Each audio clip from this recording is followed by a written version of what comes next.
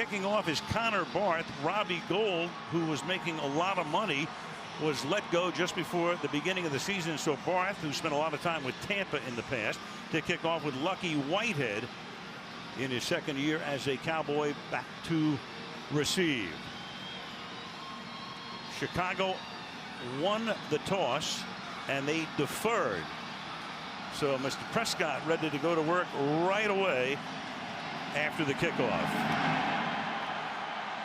And Barth sends this one about 8 yards deep, and so right off the bat from the 25-yard line, the new rule this year. Here comes the 4th round draft choice out of Mississippi State. He was the 135th player picked in the draft. He was the 8th quarterback picked in the draft. And he figured to learn at the knee of Tony Romo when preseason began. But Romo was hurt in Seattle. Prescott took over, had a great preseason, started opening day, no touchdowns and no interceptions in his first 2 games. And Ezekiel Elliott, the rookie out of Ohio State, the overall number 4 pick in the draft, is the running back. And they give it to Elliott with a big hole.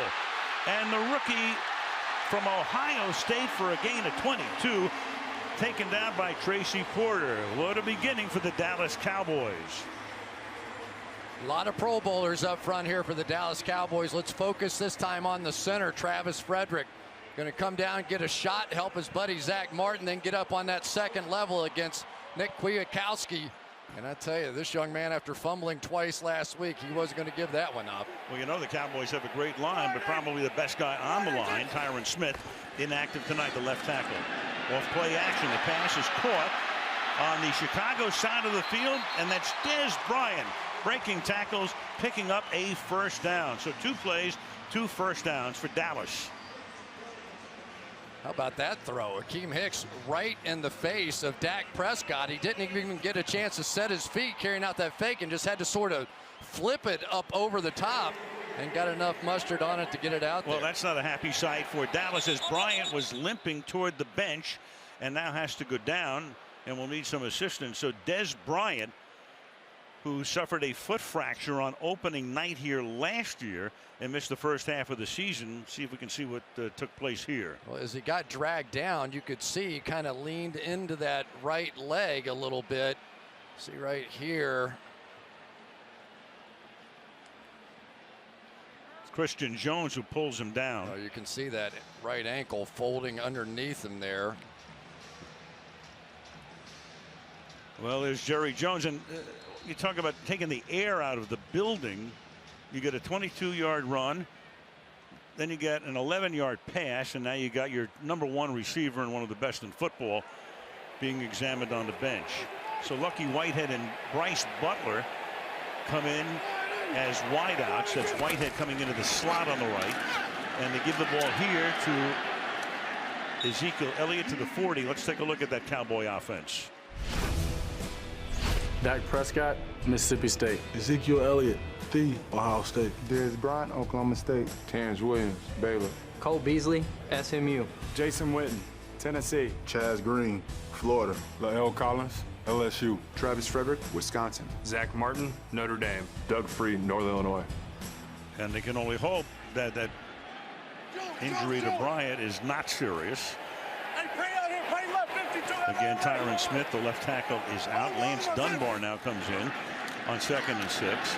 Prescott hanging in the pocket. He can run. He ran for a touchdown at Washington last week and slides to a stop after a first down at the 32-yard line, tackled there by Leonard Floyd. And Bryant right now appears on his way back to the locker room.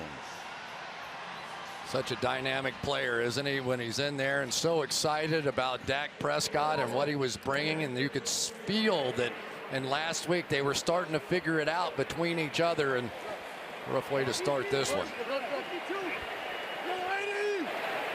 From the Chicago 33-yard line against the 4-man front. It's Whitehead going in motion. They give it to him on an end around. Lucky Whitehead will take the ball to the 30, and we will take a look at the Chicago defense. Akeem Hicks, University of Regina, Saskatchewan. Jonathan Bullock, University of Florida. Leonard Floyd, Georgia. Jarrell Freeman, Mary Hardin Baylor. Christian Jones, Florida State. Willie Young, North Carolina State. Tracy Porter, Indiana University. Harold Jones-Corte, University of Findlay. Adrian Amos, Penn State. Jacoby Glenn, Central Florida. Crayvon LeBlanc, Florida Atlantic University. The beaten up Chicago defense on 2nd down and 7. It's Elliott again to the 29-yard line, and the first 3rd down situation arising now for the Cowboys. With Ezekiel Elliott, watch him here. They're trying to get him to go a little slower, and then when he sees the hole, shoot through it. So the numbers, if you will, are 70%, 100%. So that's what they're looking for. They're looking for a little more patience out of him, and you could tell that time he was trying to do it. So it's 3rd down now and 6 at the 29.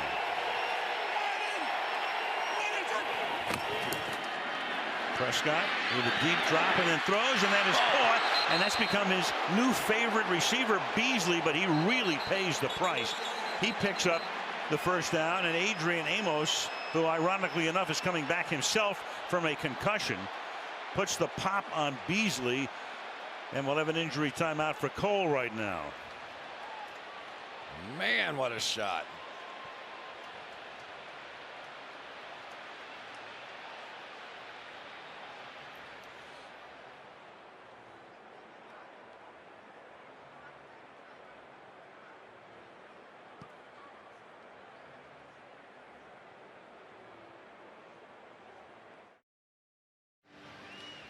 Okay, so the good news is Cole Beasley, the last time we saw him before the commercial break, was down with his helmet off, but he put his helmet back on. He's walking around on the bench as if he is fine. In the meantime, Lovie Smith, how am I doing here? John Fox, we're only 2 removed. John Fox, who's in his 2nd year as the coach, he's going to challenge this, and he'll probably win it because Beasley will come up, at least according to the yellow line, a little bit short of the 1st down. So if the challenge is won by the Bears, it will be 4th down and inches for the Cowboys. It looks like they already have made the assumption they're going to lose this challenge, and Prescott going out there to at least give it a hard count. But with the way they've been running the football so far, you have to feel pretty good about it. And this is a Bears defense. I know Michelle went over some of this, but they are missing so many talented players on the defensive side of the ball. Danny Trevathan, Eddie Goldman, their nickelback Bryce Callahan, their starting cornerback Kyle Fuller, Pernell McPhee, Lamar Houston. You go right down the list. Pretty amazing at this point in the season, already missing that many people on the defensive side.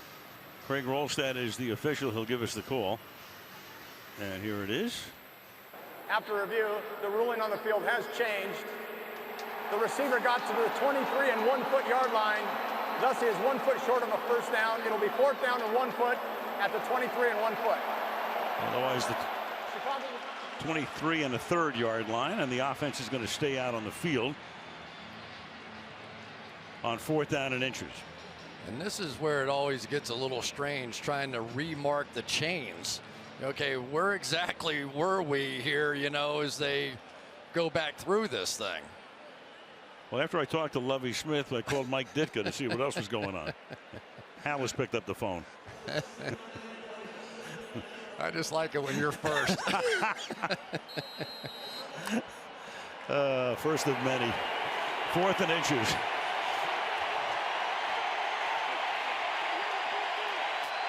Six offensive linemen in the game now. The 6th is Joe Looney. And they give it to Elliott. He's going to swing around the right side, pick up the 1st down, go out of bounds at the 18-yard line. Meanwhile, there was a game that just ended a little while ago. The Rams against the Bucs in Tampa, because of a weather delay, because of storms in the area. They delayed that game for well over an hour, and the Rams come away with a win. So the Rams, who had not scored a touchdown in their first 2 games, got a win last week with 3 field goals against Seattle, put up 37 today and beat the Bucs 37-32. Des Bryant is back in the game, so Beasley's in the game. There they are in the slot and wide, bottom of the screen. Great news for the Cowboys. Prescott goes to the outside, caught by Witten, and Witten is very close, and they'll mark it inside the 1-yard line. Leonard Floyd, the rookie linebacker, the #1 pick, covering on the play. Jason Witten sets up a 1st and goal. Here's what the old wily veteran will do to you right there. Watch this little weave route, inside, back outside. And Floyd just chasing him the best that he can. But he is much more of a pass rusher than a cover guy.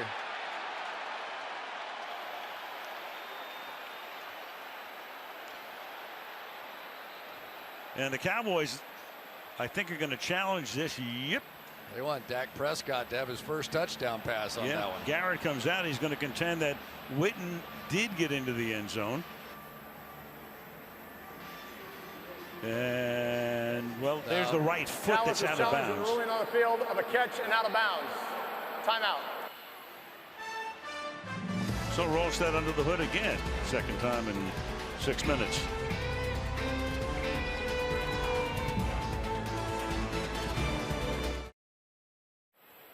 After review, the ruling on the field is confirmed. The runner caught the ball and went out of bounds at the half-yard line. Dallas will be charged with a first-team timeout. Well, it's not the timeout that's the problem. If you want to challenge a play like that, and I don't agree with it, you're going to have a 1st and goal. Now you're down to 1 challenge period. Fox won his challenge. He could have 2 more if he wins the next one, let's say. And it could be impactful later in the game. We'll find out. And Jason Garrett had more time to look at that one. They were going to be able to review it a couple more times before he had to get to the line of scrimmage. Please reset the game clock to 9:46. Put 6 seconds back on the clock. This is going to be the 10th play of a drive that began back at the 25-yard line. What a weird opening drive. It looks like you lose Bryant. Looks like you lose Beasley. You get them both back in. They send Elliott in motion. And it's a sneak. And the Cowboys think it's a touchdown. What about the officials? Man, did he take a shot. Did he get across the goal line? In reality, to the goal line, which he did. Harold Jones-Forte came off the edge and absolutely drilled Dak Prescott. That's his 2nd rushing touchdown in Here 3 it games. comes. Now watch Jones-Forte come off the edge there. Yes, indeed, he did get across that line, but he paid a price for that one. But Dak Prescott continues to impress. He has yet to throw an interception in the National Football League. He did it in preseason, and everybody said, oh, big deal. Anybody can do it in preseason. And now we're on to the 3rd game, and he still has been tremendous. This guy, at least in terms of body language, everybody loves to talk about body language. It looks like nothing's too big for him. Dan Bailey, one of the best, not only now, but maybe ever by the time he's done. Bangs it through. Opening drive takes 5.5 minutes. 75 yards. Dallas leads Chicago 7-0 on Sunday Night Football.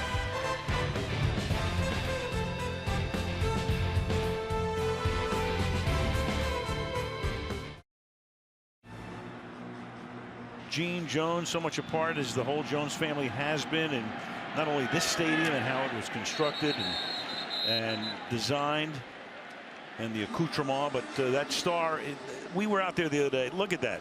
I mean, that's $1.5 billion. That's the training facility. It's also a 12,000 seat dome. They play a lot of high school football in there. And let's put it this way. We've never seen anything like that. And Gene loves the artwork, not just there, but in this stadium. And we've showed so much of it over the years. She does a great job giving it a woman's touch to the game of football. Pretty spectacular. Okay, Brian Hoyer, he's been around a long time. It's his 8th year in the league, and he starts, and right off the bat they have trouble on the handoff, and he gets taken down a yard behind the line of scrimmage by Tyrone Crawford. So it was Hoyer who came on last week to finish the game after Cutler got hurt against Philadelphia. Not sure exactly what happened here. Looked like Hoyer had thoughts of putting it in his hand to throw it out wide, changed his mind sort of mid-stroke and paid the price for it. Hoyer, the starter most of 2 years ago in Cleveland, starter half of last year in Houston, and this time it is Langford taking it to the 33rd down. Take a look at the Chicago starters.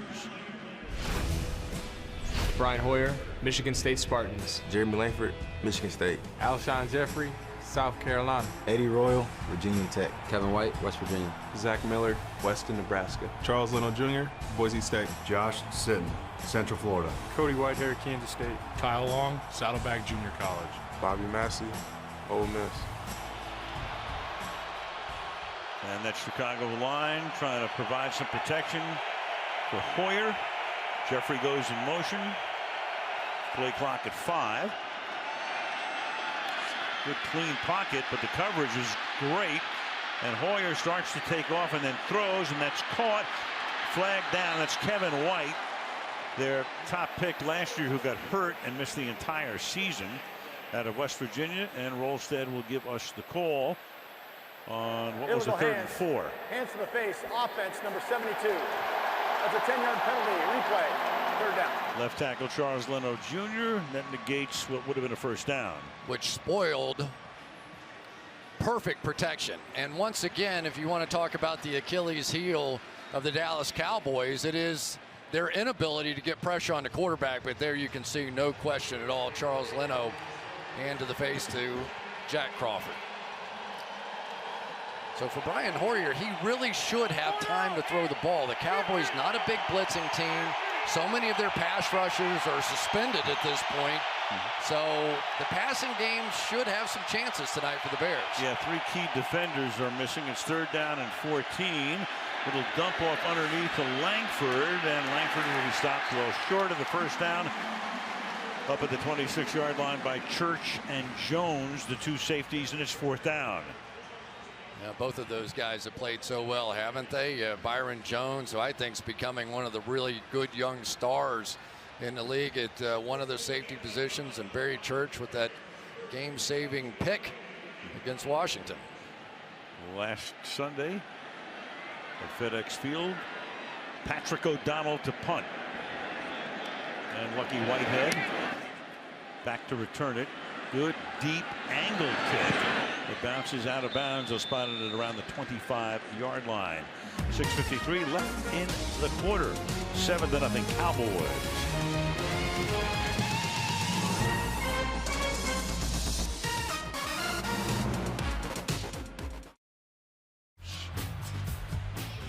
So the Cowboys right back on the field. They had 6 first downs on their touchdown drive.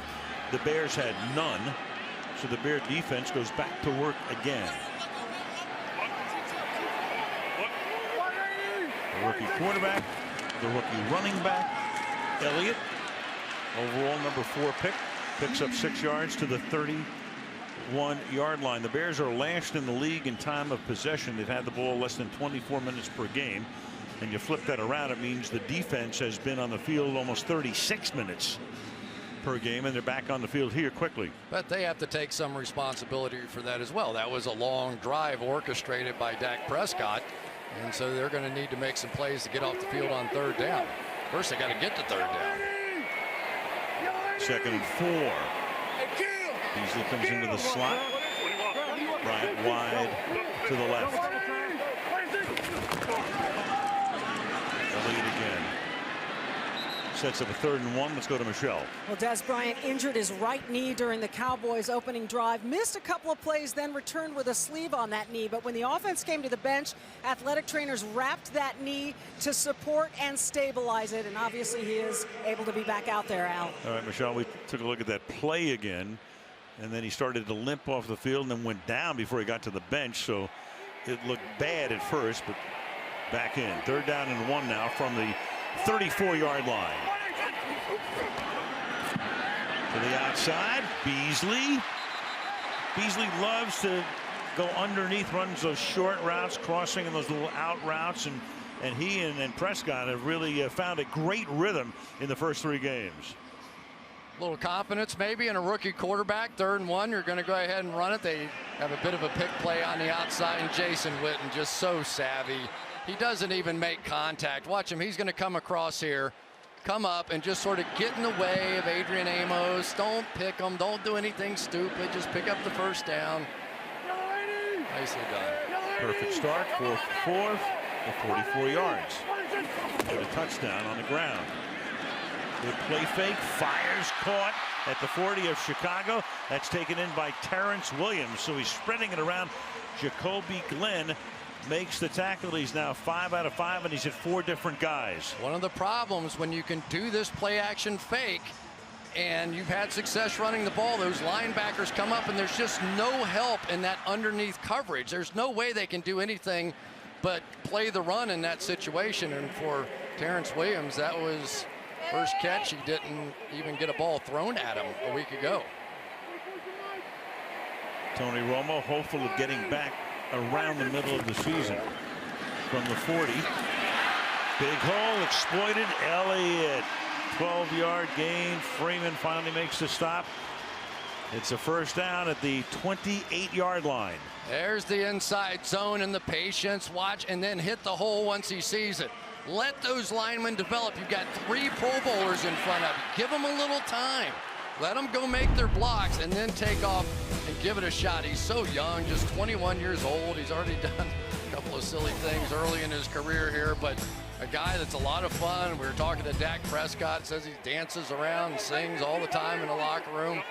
Fun-loving young man. They split him out wide to the right. Prescott dancing around the pocket. Rolling against the grain. Throws, flag down. That's incomplete. Intended there for one of the tight ends, Jeff Swain. Holding. Offense, number 79. 10-yard penalty, replay. First down. Well, with Tyron Smith inactive tonight, that's Chaz Green who takes his spot, second-year guy out of Florida.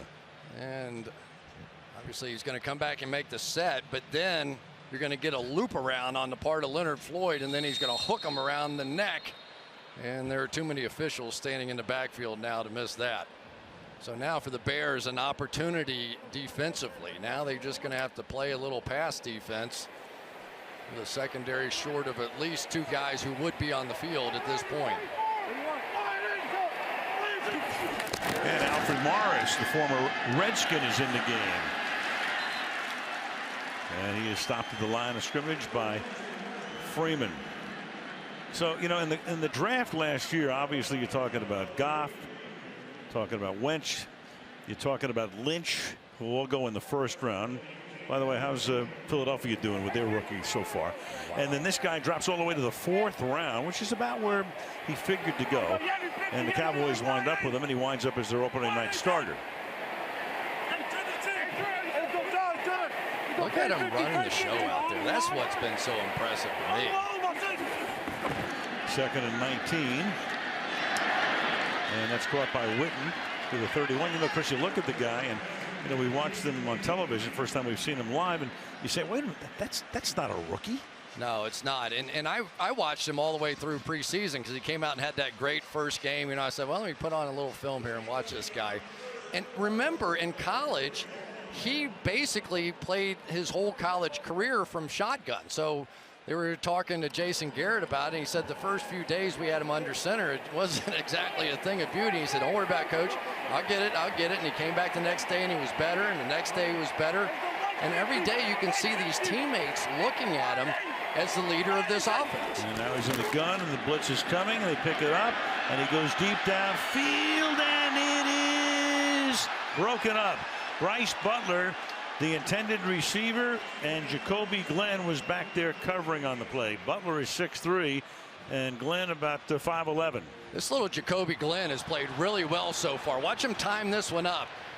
We may have gotten there just a little bit early, but they're going to call that one enough incidental contact. As a receiver, I would say that should have been a foul. Well, and the crowd agrees with you. They boo. But Dan Bailey now comes in. This will be a 49-yard attempt. And Bailey bangs it right down the middle, as he almost always does. 1:54 left in the period. 10-0 Cowboys.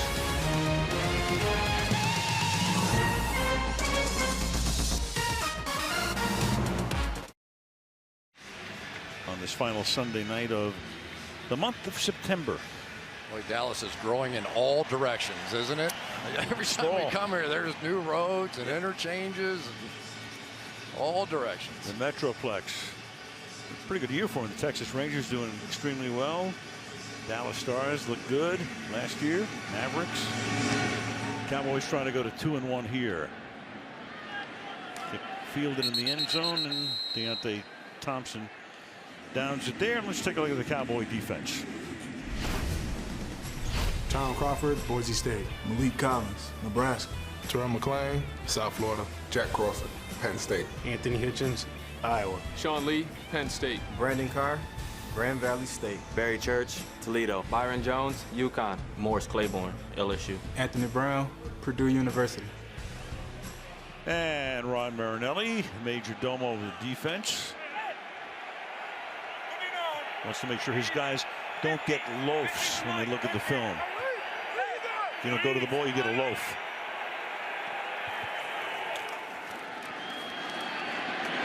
Warrior throws, and that's a 5-yard gain over the middle, hitting Zach Miller, making it 2nd down and 5.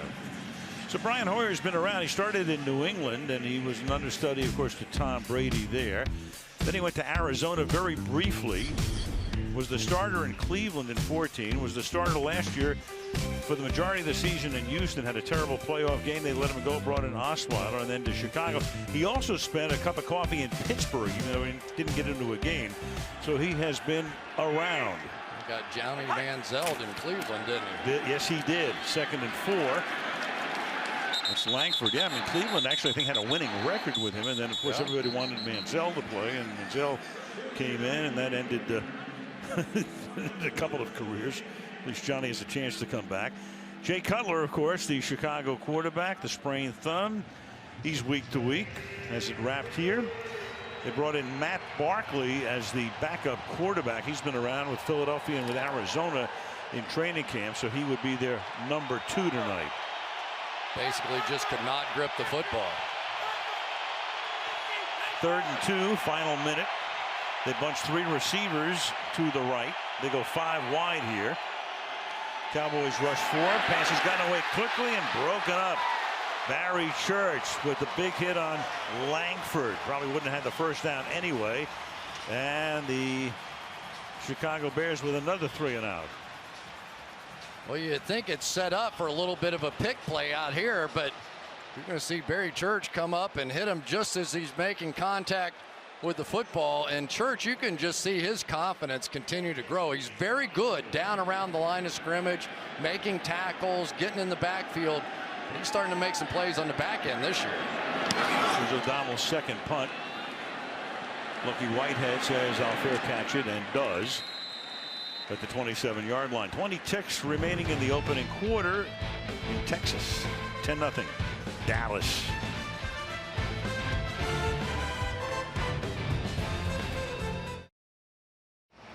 Michelle Tafoya with you back in Dallas. Well, Ezekiel Elliott's 2 fumbles last week had to be disheartening as the Cowboys emphasized ball security all throughout training camp. And one of the things they used during drills was this tool. It's a football where when you hold it correctly, high and tight, it makes this sound. So the idea is to make the football make this sound. Or as Jason Garrett said, make that football sing. It is classic Pavlovian conditioning, Al. Michelle, you are now trending on everything. I love that. Can we do that again in the fourth quarter? Of course. Go to YouTube. Awesome. Got 9 million hits already. On 1st down, that pass incomplete. Intended for Jeff Swaim, and Freeman covering on the play. And here's what Michelle was talking about. Yeah, laid it on the ground a couple of times last week, but now look at him. He's holding it up higher. He's got it pressed. When you start to see any air at all in between the ball and his body, that's when coaches get nervous. Not a fumbler at Ohio State, though, by any means. He really did a nice job. Just had a couple get away last week. And Alfred Morris in the backfield, former Washington Redskin. 2nd and 10. Morris. He had some phenomenal days against Dallas, so if you can't beat him, join him. They signed him. Into the quarter with the score, the Dallas Cowboys 10 and the Chicago Bears nothing. Sunday Night Football continues after these messages. We got a battle tonight. When I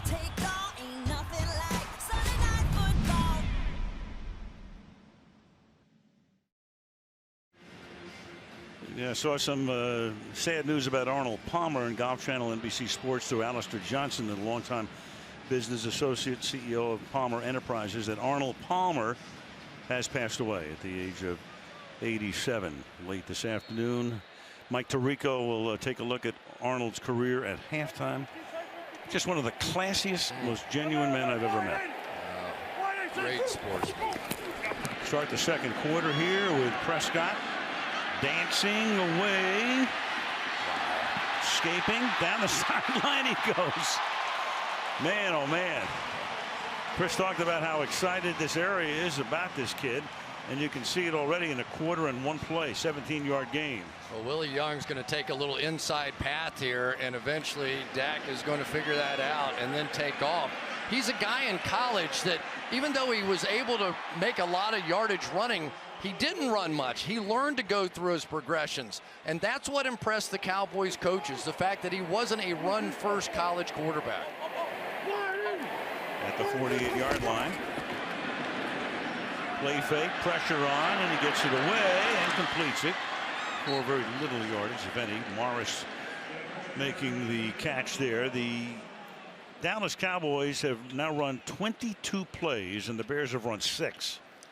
And in case you're wondering, Alfred Morris, the plan is that they're going to bring him in about the third series of every game and just let Ezekiel Elliott breathe a little bit. He's a very excitable young man, and they feel like that they didn't want to see that shield on his face mask get all fogged up like it did in his first game. So they're just going to give him a chance to catch his breath and let Morris play. 5 wide on a 2nd and 8. He surveys and he hits Beasley, and Beasley is run out of bounds at just about the first down marker.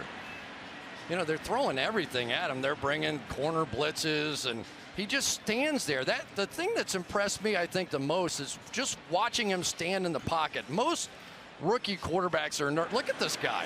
It's like Tom Brady or somebody standing in there. And then this short, tight motion, you can see him scanning the field. Beasley, probably a second or third look on that play. He just is so poised. And he loves going to Beasley. That's 3 catches for Beasley tonight, and 16 already in a little bit more than 9 quarters this season. Morris. And he'll thread his way inside the 35 to the 33. It's a nice 1-2 punch when you get Elliott and Morris coming at you. Yeah, it really is. But you've got to talk about this offensive line as well. These guys, when you're talking about being Pro Bowlers across the board, but right in here, just so much the strength. Travis Frederick, Zach Martin, Lyle Collins. He's got a lot to learn on pass protection, but he is a devastating run blocker. And if they can attack you up the middle of your defense, you're going to have all kinds of problems. 2nd down and 5. And you give it to the former Redskin again, who gets to the 30-yard line. Morris sets up a 3rd and a deuce. Nice play that time by Nick Kwiatkowski, who's getting his first start tonight. An interesting story. He was at West Virginia, came in as a safety and a wide receiver. There he is, number 44. Gained 48 pounds and became the leading tackler at linebacker 3 straight years at West Virginia. Now here he is starting for the Chicago Bears. And Lamar Houston is on injured reserve. They'll miss him. Have to have a patchwork group in there. At linebacker, Beasley sets up in the slot to the left. Prescott looks that way. Beasley gets free. Then Beasley thinks he has a touchdown, but the official says 1st and goal. Poor Dak Prescott. He's left 2 inside the 1-yard line. He's looking for that first touchdown pass, and he just can't get it. That's the first time in Beasley's career he's caught a pass more than 20 yards downfield. And look at what Jason Witten did again. The last time the cornerback had to bounce over the top of Jason Witten, this time he forces him underneath and he can't catch up with Cole Beasley. There's Witten right there, just a little inside move, went over the top, forced the corner underneath, and created the space. Now it's Dunbar, the number 3 back, and Dunbar is in for the touchdown. Look out. Well, think about it. On that first drive, it looked like they might have lost Bryant. It looked like they might have lost Beasley. They get them both back. They have now picked up 201 yards to Chicago's 19. and are an extra point away from 17-zip.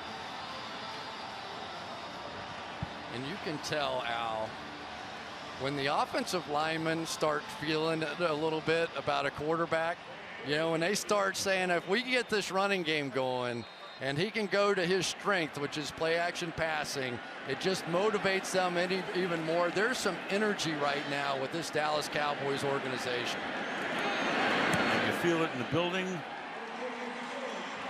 Bailey for the point after. So in Beasley's 5-year career, he never caught a pass more than 20 yards beyond the line of scrimmage. Until now.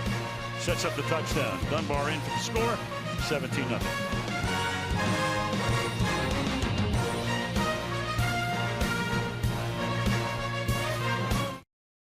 In center, Nick and Sam's. You never know what you're liable to run into when you get to downtown Dallas, Texas. The epicenter of Dallas. Yes. Al Michaels, Chris Collinsworth, Michelle Tafoya. Sunday Night Football, 17-0. All Cowboys so far. So the Chicago Bears losing their opener to Houston, even though they played well in the first half. Routed last week by Philadelphia, and now in arrears by 17. And down in the end zone there. So Cole Beasley coming out of the slot for the most part. 149 catches, 10 yards or less. That's 93% of his catches, so you know where he likes to work. Underneath. He only caught 10 in his career between 11 and 20, and then bingo. Right there, number 1.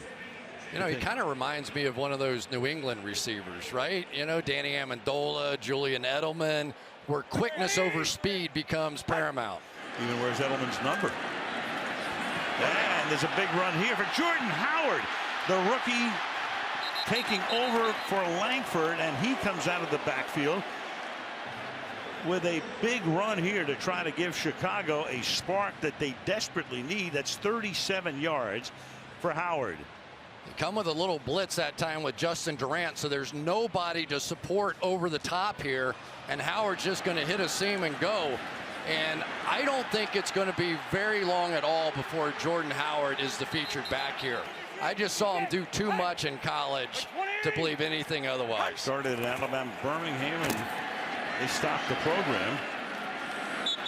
Picks it up for about a yard here, and this is, you know, Chicago's going to need, well, who knows what they're going to need, Chris. I mean, they got so many things right now.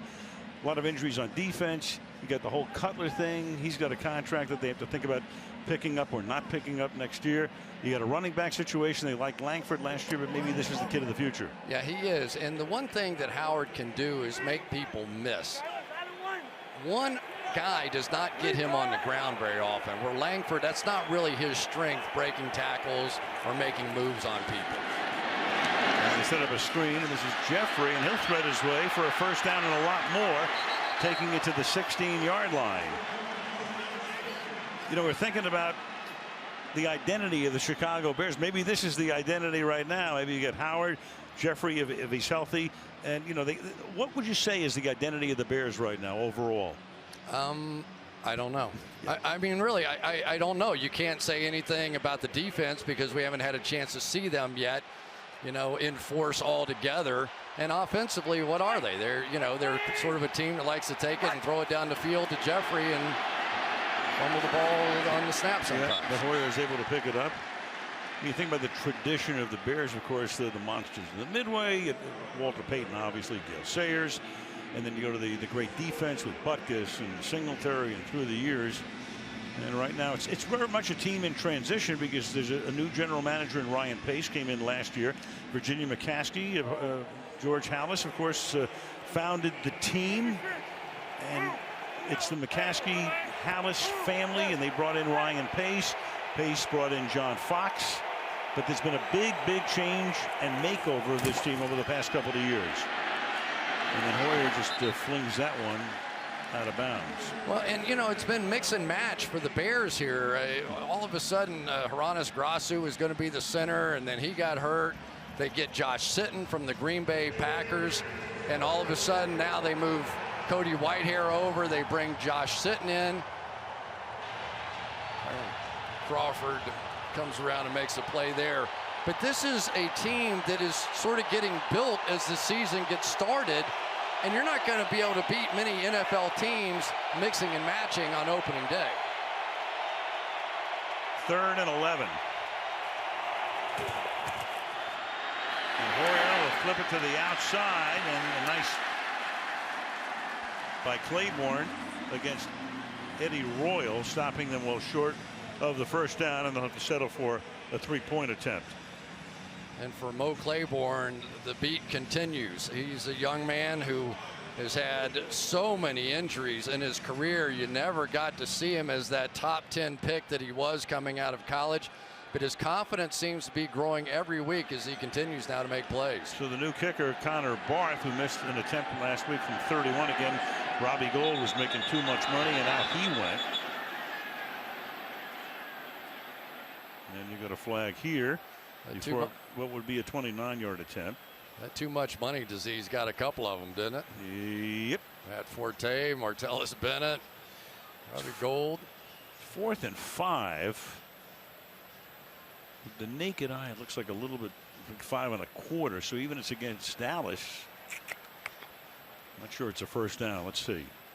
Craig Rolstead having a long sidebar here with the boys.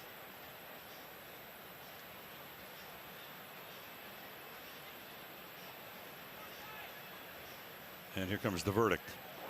Ball start, offense, number 48. Abrupt movement of his hand off the ball. That's a 5-yard penalty. Still 4th down. That is the snapper. See his right hand. He's going to go, whatever, scratch his ankle, and that's going to be a foul.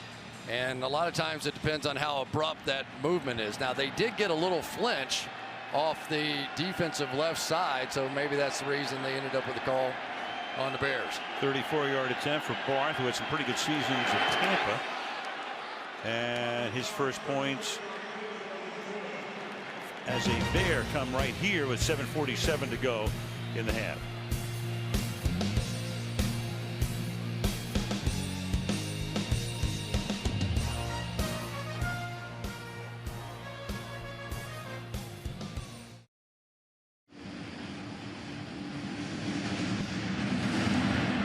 Now you got an onside kick attempt.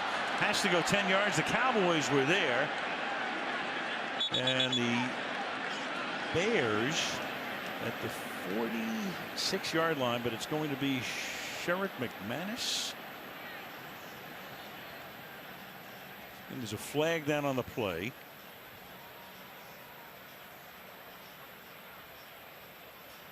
First of all, the kick has to go 10 yards before the kicking team can touch it. That's number 1. I think it did that. So who touched it? They did recover. Bears could have been offside here. Don't know. Somebody's going to touch it. Yep. Kickers, number 58. It's a 5-yard penalty. We'll re-kick. That's Jonathan Anderson. So they set it up. Here it is, in the second guy from the kicker. This side, 58. Boy, they had it. That was such a great move there by John Fox. They recovered the ball. They're going to get some momentum, and as often happens, sometimes that kicker, just as he gets to the ball, slows to sort of get that final step set, and guys run right by him. He's right at the bottom of your screen here.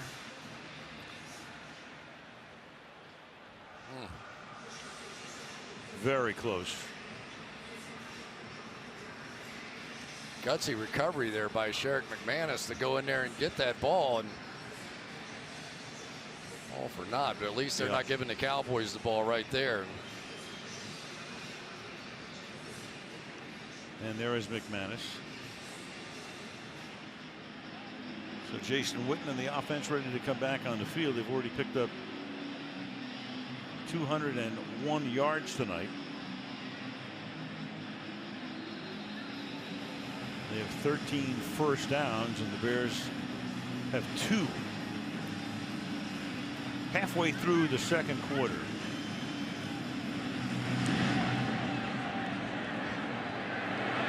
Taken to the 2-yard line, Lucky Whitehead.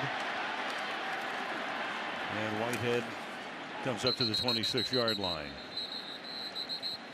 You know, Chris, there was little doubt that the Cowboys needed to think ahead to drafting a quarterback. I mean, a little skirmish here that amounts to next to nothing. And with Romo, of course, Romo fractured his collarbone twice last year. There's the backup quarterback right now, Mark Sanchez, talking to Tony.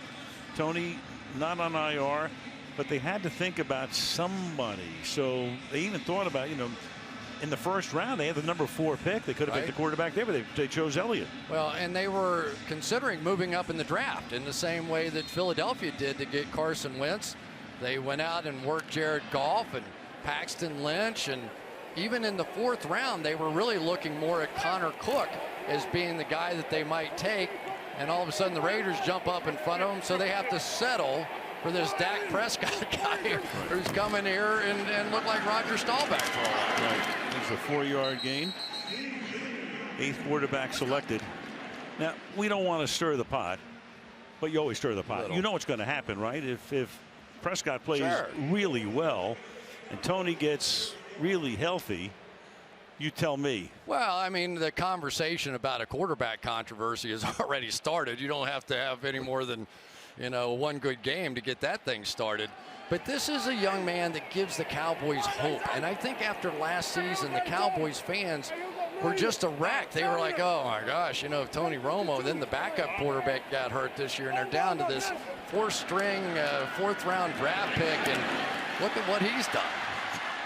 He keeps doing it tonight. Terrence Williams tackled by Glenn. We go to Michelle. Well, Al, I spoke with Tony Romo before the game. He was in good spirits, and he said his rehab is progressing. He was able to work out this week, including upper and lower body work in the weight room, doing some cardio on the elliptical. He says there is no pain. And it's interesting, he said he's setting no timetable for return. He's just listening to the doctors, scheduled to have another MRI in about a week, Al. And there he is, Michelle, at the age of 36. Had a really good year when the Cowboys were 12-4 2 years ago. Last year was a washout. And fighting his way, trying to get a little yardage here is Elliott, tackled by Sutton.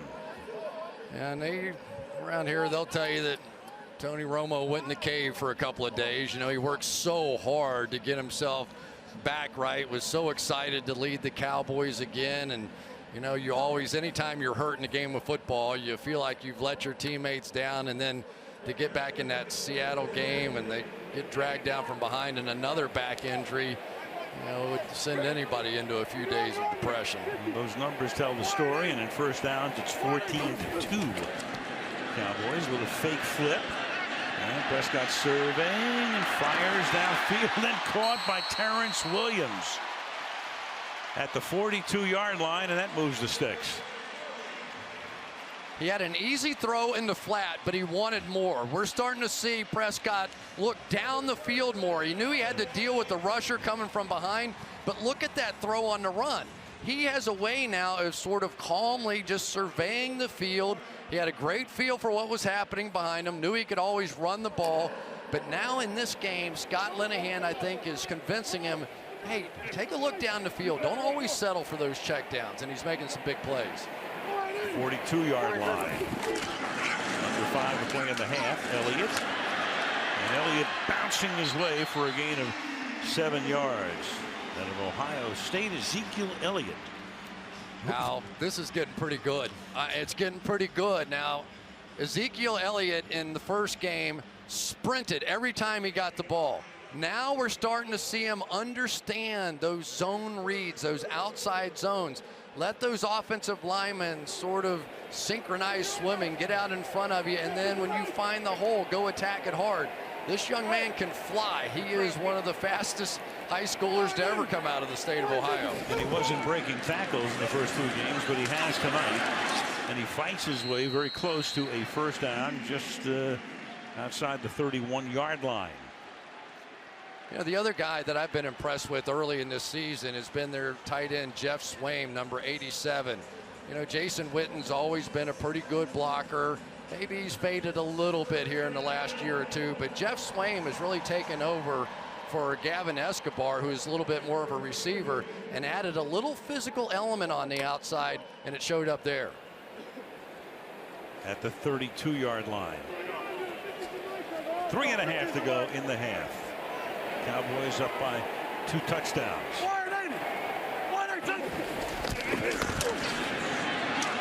Prescott dancing, throwing. Beasley makes the catch, dives for a first down. Let's see where they spot it, maybe a little bit short of it. Remember, we were talking about Nick Kwiatkowski. Watch this. He's going to take Lyle Collins and drive him straight back, and it's going to be up to Ezekiel Elliott to come clean it up. You take Lyle Collins and knock him on his back, you are some kind of man. Kwiatkowski there with a shot, and then Collins saved by Ezekiel Elliott. Look at this. Oh, man.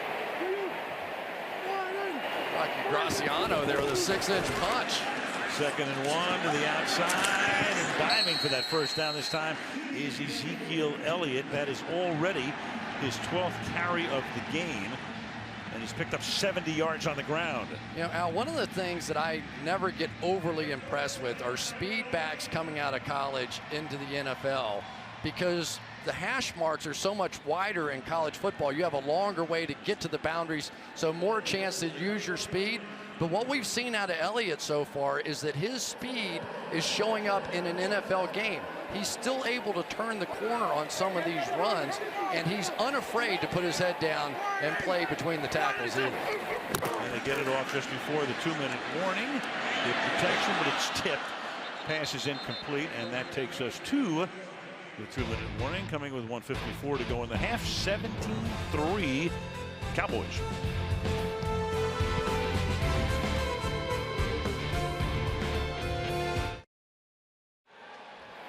"90 passes in his career to this point without a TD or interception, longest streak. Beginning a career in history, and he's going to run it again, and he's going to take it inside the 10 and get tackled at about the 8-yard line, setting up a 1st and goal. This is what's so dangerous. Anytime you have a mobile quarterback, you empty the backfield. You only have one middle linebacker in the middle of the field. So if all of a sudden Jarrell Freeman starts to move one way or another, there is literally no one left out there to stop Dak Prescott. And I'll bet you in college he probably puts his head down and tries to score, trying to stay alive out there with Tony Romo's injury. Mississippi State. #1 in the country. Yeah, at one point. To the outside, to the 4-yard line goes Ezekiel Elliott with a flag down. Adrian Amos making the tackle. Flag down at the 6. Looked like you might get a hold that time on Jason Witten, trying to get position on the outside. Couldn't quite get it and grab the jersey. There's Jason right there, eavesdropping.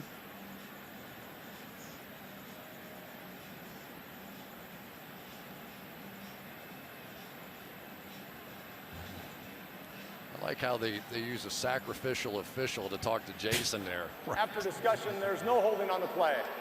2nd down. Pretty good. Yeah, you know what?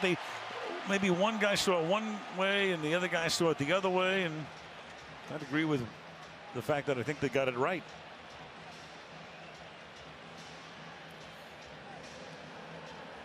Sometimes you get it right when you get the benefit of the doubt, don't you? You know, sometimes you get it in the NBA too. I'll just leave it at that. You name the sport, you're going to get it. Strike zone, hockey, you name it. Basketball. You're around for a while, you will get the benefit of the doubt from time to time. Here we go, empty backfield again, so you've got to think Prescott running. Here comes Morris back in now. 2nd down and goal. Give it to Morris, and he's going to take it to the end zone. Touchdown. And then he hits it out of the park as he did in Washington those many years, and last week as well when he had the game-winning touchdown. You can draw up any of these Pro Bowlers you want, but here goes Zach Martin right there. Watch him get a contact and come get to the 2nd level. That's what makes great players. That's why you go to Pro Bowls. Hicks was even trying to grab the back of his jersey, but he let his man in from the on-deck circle and to stroke one out of here. She is gone. Jason Garrett said he's so happy to see him do it for his team for a little while. Saw too many of them when he played for Washington. Bailey for the point after. Dallas with 274 total yards. They have 19 first downs in the half. 38 ticks remaining in the half, and it's 24-3.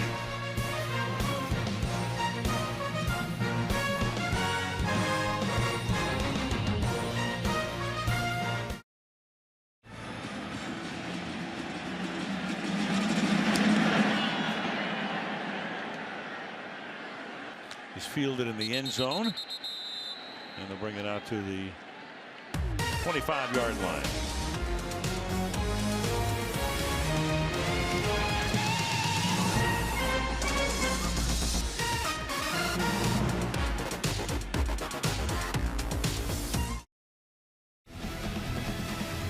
Well, Ryan Pace, the GM, second year with Chicago. They made the change there. He brought in John Fox.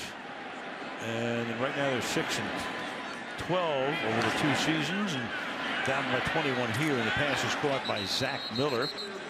Gets it out to the 31. Chicago undergoing a lot of changes. For years they had Jerry Angelo and he had Lovie Smith. All those years they had some success. Got to a Super Bowl once but didn't win it. Then they brought in Phil Emery and they brought in Mark Trestman. And now the new group. NFL plays 60. I think Bears fans would agree they'd like to see somebody play 60. Oh boy. They've had a couple of good halves, but that's been about it so far this season. Yeah, they played a decent first half against Houston, bad second half. Looked okay sort of in the first half against Philly the other night.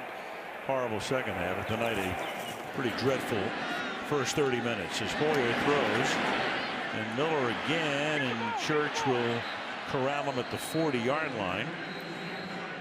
And Chicago will take another timeout, and we will take it to Michelle. Well, the Bears' already depleted defense has another concern right now as safety Harold Jones-Corte has gone back into the locker room for the concussion protocol. Al, we'll see if he comes back after halftime.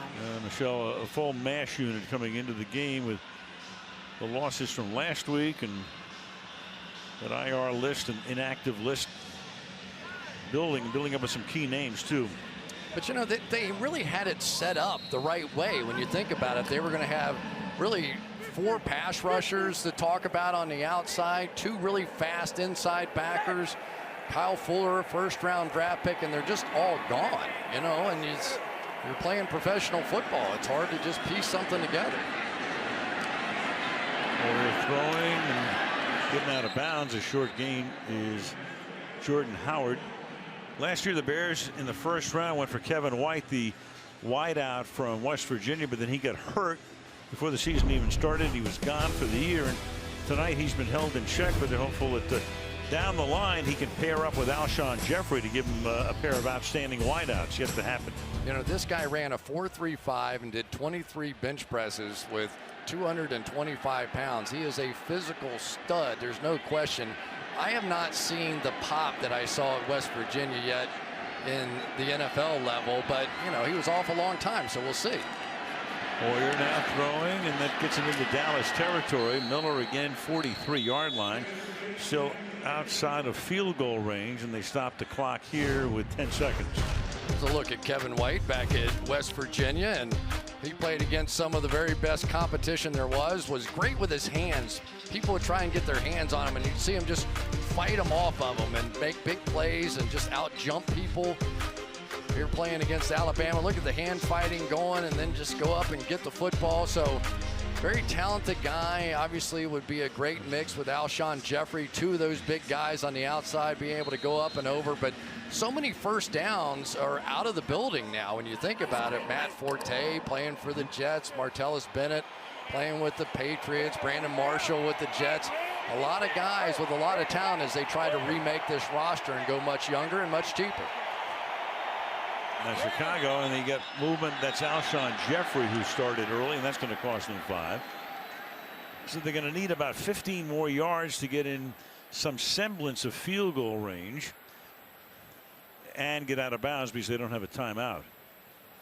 False start, offense, number 65, 5-yard penalty, first down. It's the rookie Cody Whitehair. who has played center all of about, what, 3 weeks, something like that in his career. Played a little bit, I guess, in preseason. They've already had a couple issues with snaps, but you have to give him a lot of credit, making a late move to a position he's never played before and really has played pretty well in there.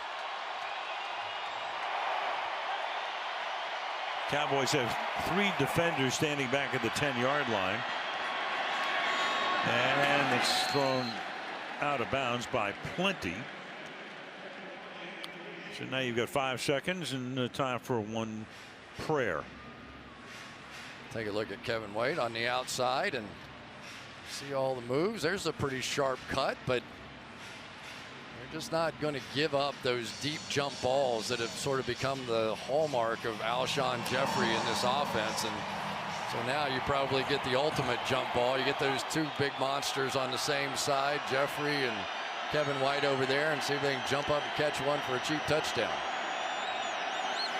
Cowboys send only 3, 8 back. Hoyer buying time. That won't go. Flings it. No, it's not even going to be close, and that's going to be the end of a first half.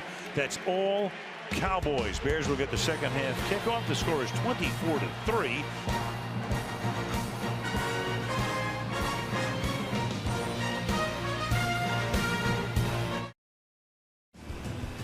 So it's been all Dallas as they try to go to 2-1, and Chicago with a big mountain to climb to avoid going to 0-3. Chicago will get the ball.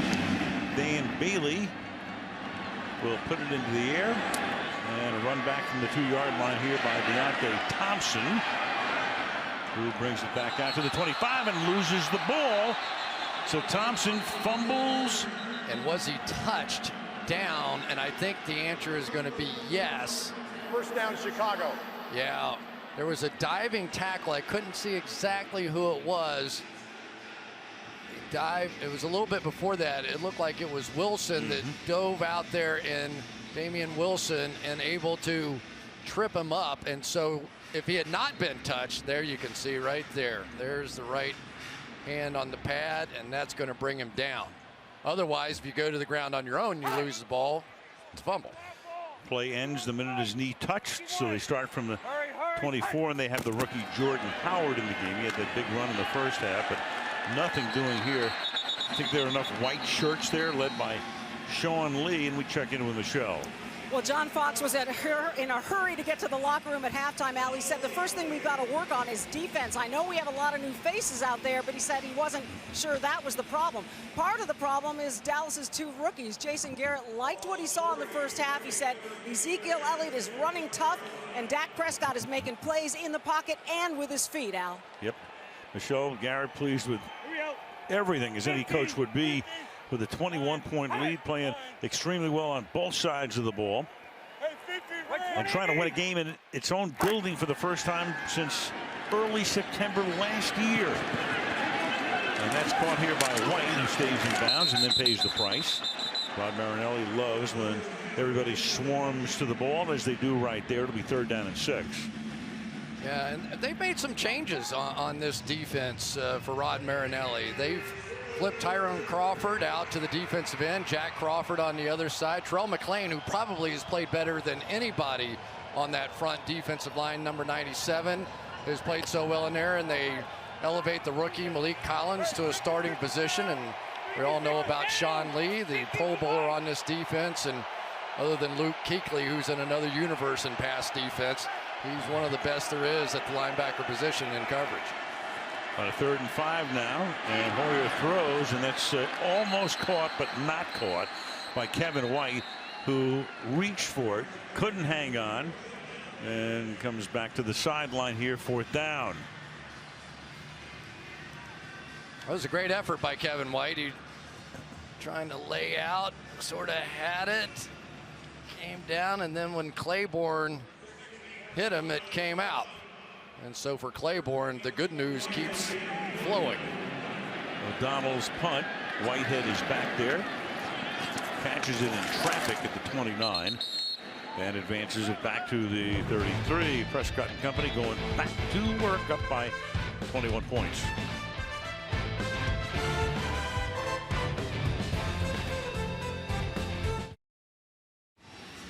Well, the rookie Prescott has now thrown 90 career passes without an interception. The record for that before your first career interception, Tom Brady threw 162. Then you go to Dan Marino, he only threw 26. Aaron Rodgers threw 9 before he was picked. Peyton Manning had his 7th pass picked off. Brett Favre 0. His first pass was picked off, and then his first completion was to himself. How'd that career turn out? How strange is it to see him in an Atlanta Falcons uniform? Right. Elliott goes nowhere. Well, Collins is out of the game with a foot sprain. Ronald Leary comes in at left guard. And 2nd down and 11. They're running a lot of people in and out for the Cowboys on offense. They're throwing a lot of formations, and Prescott seems to be able to handle everything. Hey, everybody, Arizona. Hey, 52. Think he's got this figured out? Yeah, hey, everybody, Arizona. It's his Omaha. And 2nd and 11. Over the middle, Terrence Williams off to the races. Inside the 30, drops the ball and loses the ball, and the Bears are there, and the Bears come up with the ball at the 17-yard line. Adrian Amos is going to come back the other way and get bounced out of bounds. So Williams with a long reception and a long gain for about 50 yards, and then coughs it up, and Chicago gets it back on the turnover. So much for that stuff. He hasn't completed any balls coming into this game at 20 yards or deeper. Couple of them at least, and then we're going to end up with a fumble out of there. Jacoby Glenn calls that, and then a roller derby breaks out after that. Glenn's the one that got beat, but he came back and made up for it and got the ball back for his offense. It's the first time the Cowboys have not scored on a possession tonight. So the 50-yard gain results eventually in a turnover. Hoyer now on a tight roll, fires over the middle and too high, and incomplete, intended for Alshon Jeffrey, who had a sprained knee and was limited in practice this week. 2nd down and 10. It's just so hard to come in and try and make something work. There's Terrence Williams. You know you're having a good night on offense when people are even congratulating you for fumbling the ball. Come on, I think people are just ecstatic in this stadium right now. They're like, oh my gosh, we have a quarterback and we have a running back and we're scoring points and our defense is holding to 3 points and we're going to win at home. This is awesome. Been lost 8 straight here. Jeffrey makes the catch and picks up a 1st down. Barry Church makes the stop. Jeffrey played his college ball at South Carolina. He's also a good basketball player in high school. 5th year in the league. He's been their key guy, and that's what we were talking about with Kevin White before. If they can get White going, and you got Jeffrey going, and this guy, you throw him a jump ball, and most of the time he's going to come down with it. He's come down with 60% of the deep balls thrown to him so far this year. He's like a big rebounder. Was offered several football, basketball scholarships, which he had a smile about. And Hoyer, but again, that Dallas secondary does its work. Get that clean pocket. Nobody was open. Carries the ball to the 47-yard line. Gain to 3, 2nd and 7. All the way on the outside, Alshon Jeffrey was open, but a little pressure, was unable to get it going. I'll tell you, Kevin White's made a couple of nice moves in this game tonight. These guys really aren't, and this is going to sound insulting, and maybe I'm not trying to have it be that way. They're not really route runners. You know, they're the best route runner on this team is Eddie Royal. He's the guy that can get in and out of some cuts and some timing plays and different things, and that's really much more of what Brian Hoyer's game is all about. 2nd down and 7. And that is caught, and that's Langford. I started to say, Chris, also that, you know, one of the guys they missed too as a receiver is Matt Forte. Oh, no question. You know, I mean, he was not only a great runner, had a great career there, was making too much money for them. At a certain point, you got to let the guy go. But he also, you know, caught a ton of balls out of the backfield, obviously. You know, and for a guy like Hoyer, he would be the ultimate antidote right here. You know, give him a chance to just get some completions, get a couple things going on offense. And you never know. I mean, you know, Hoyer's just trying to get it figured out himself here. From the 37, and now you got Langford again. And with a stiff arm, Church makes the tackle, but not until he gets down to close to the 15-yard line, a gain of 22. One of the things that Cody Whitehair does so well from the center position, one of the reasons they wanted to play him there was watch the cutoff. You're going to get sitting down the field to make a block as well. That's a really hard block to make for a center. A guy, he was an excellent tackle in college football, but had short arms, so they didn't think he was going to be able to play tackle in the NFL. Played him at guard, they got sitting, moved him to center, and all of a sudden he's doing really well there. Langford comes out after those 2 runs for the moment. Howard is in, the rookie. And Howard will get bottled up at the line of scrimmage. Byron Jones, the first to get to him, and we go to Michelle. Well, at Kansas State, Cody Whitehair played right tackle, left guard, and then left tackle for his final 2 years. He was drafted as a guard, but this preseason played center for the first time in his career. Took only 10 snaps, as you mentioned, Chris, but after Josh Sitton was signed, Whitehair got the news he'd be the starting center. He told me he was stunned, then excited, especially with 2 Pro Bowl guards next to him, guys. And there he is, ready to snap it out of the gun to Hoyer from the 14-yard line. And that is caught. That's Miller, and he's going to take the ball to about the 5-yard line. Going to the tight end. Hitchens makes the tackle. This is kind of the new play in the league. We say it in Green Bay all the time. These guys aren't even going to look. They're just going to come down and block here and dump the ball out here and be able to. So there's really nobody to make the tackle because the guys aren't even looking for a pass. They're just going down and blocking. Dump it underneath. Got to get the ball out before those blocks are made, but well timed by the Bears. First and goal from the 3-yard line.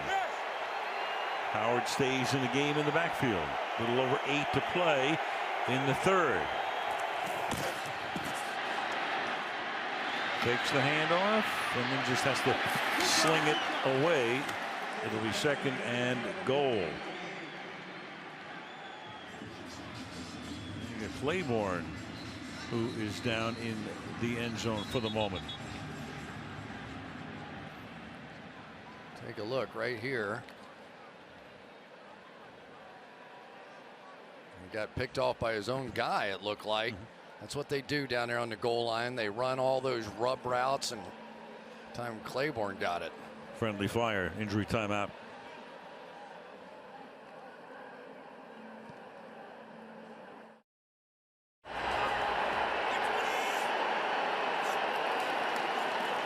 Second down and goal after Claiborne had to come to the bench.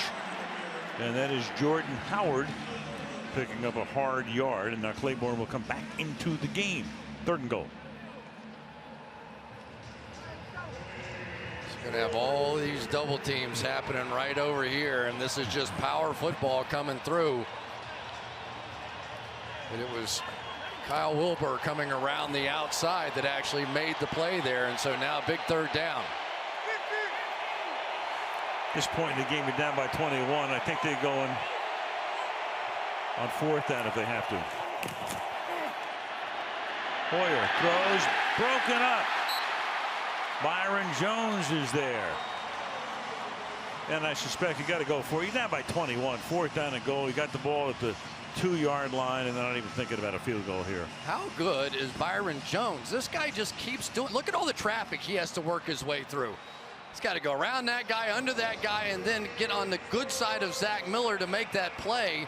Just a fantastic play by that safety / corner that has just really made a name for himself in this league. Bears needed here to breathe some life into themselves on a 4th and goal to try to make it a 2-possession game. And touchdown. That is Zach Miller, who just did get to the goal line before he was forced out for the moment. Forward progress nets the touchdown for Chicago. Zach Miller says, you think you're faster than I am. I bet you I'm more powerful. Watch him just drive Byron Jones right back into the end zone and then make a right-hand turn. That's all that was.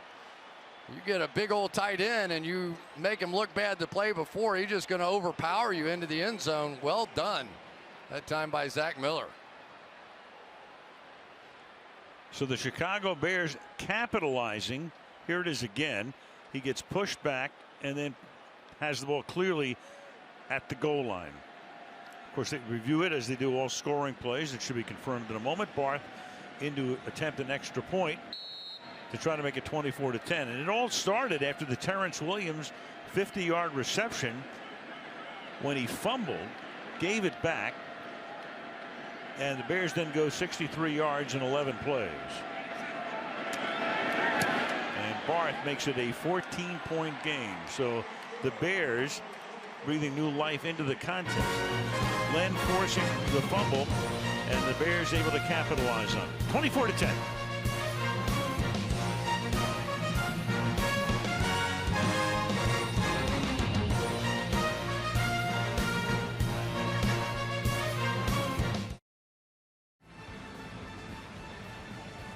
There's Dan Mullen, who is the Mississippi State football coach. Wife Megan watching his man, Mr. Prescott, do his thing tonight for the third week in a row. Lucky Whitehead downs it in the end zone. Well, let's take a look at what Mr. Dak Prescott has done here. This delivery, pretty pure, straight up, over the top. You would expect the time of release to be pretty good, and it is. 0.37 seconds. About the fastest we've ever seen is around 0.3 period.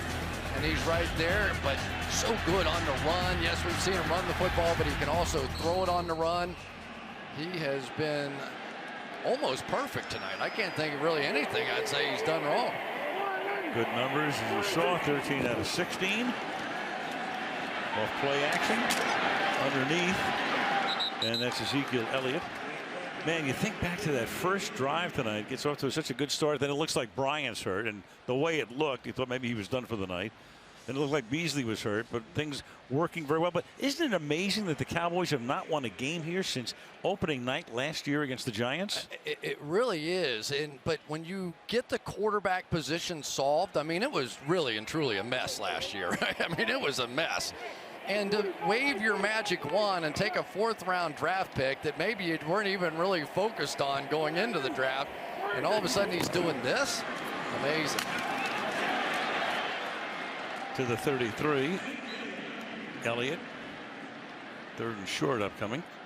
Unrein a little slow in getting up. Quarterbacks, fourth round or later, starting the season opener as a rookie. Randy Hedberg in Tampa Bay's second year. Mike Pagel with Indy in '82. Chris Wenke with the Panthers in '01. Kyle Orton, Rex Grossman had gotten hurt, so Orton had to start as a rookie, and he went 10-5.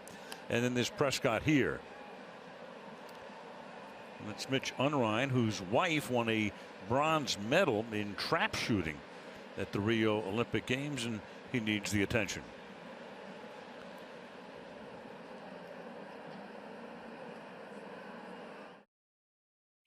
Third down and 2. After Unrein had to go off, and this is Elliott fighting his way for, well, we'll see if it's a first down or not. It depends on the spot, as it always does. It's scientific that way. Yeah. Wow, that was some play by Christian Jones, 52, coming across the formation here to make that hit. Looked like he was going to make it. And Freeman bring him down. There's Unrein. They say he didn't make it, so it's 4th and inches. And they bring in Jones. It's his first punt of the game.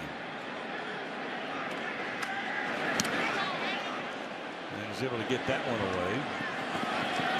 Good high boot fielded at the 15-yard line.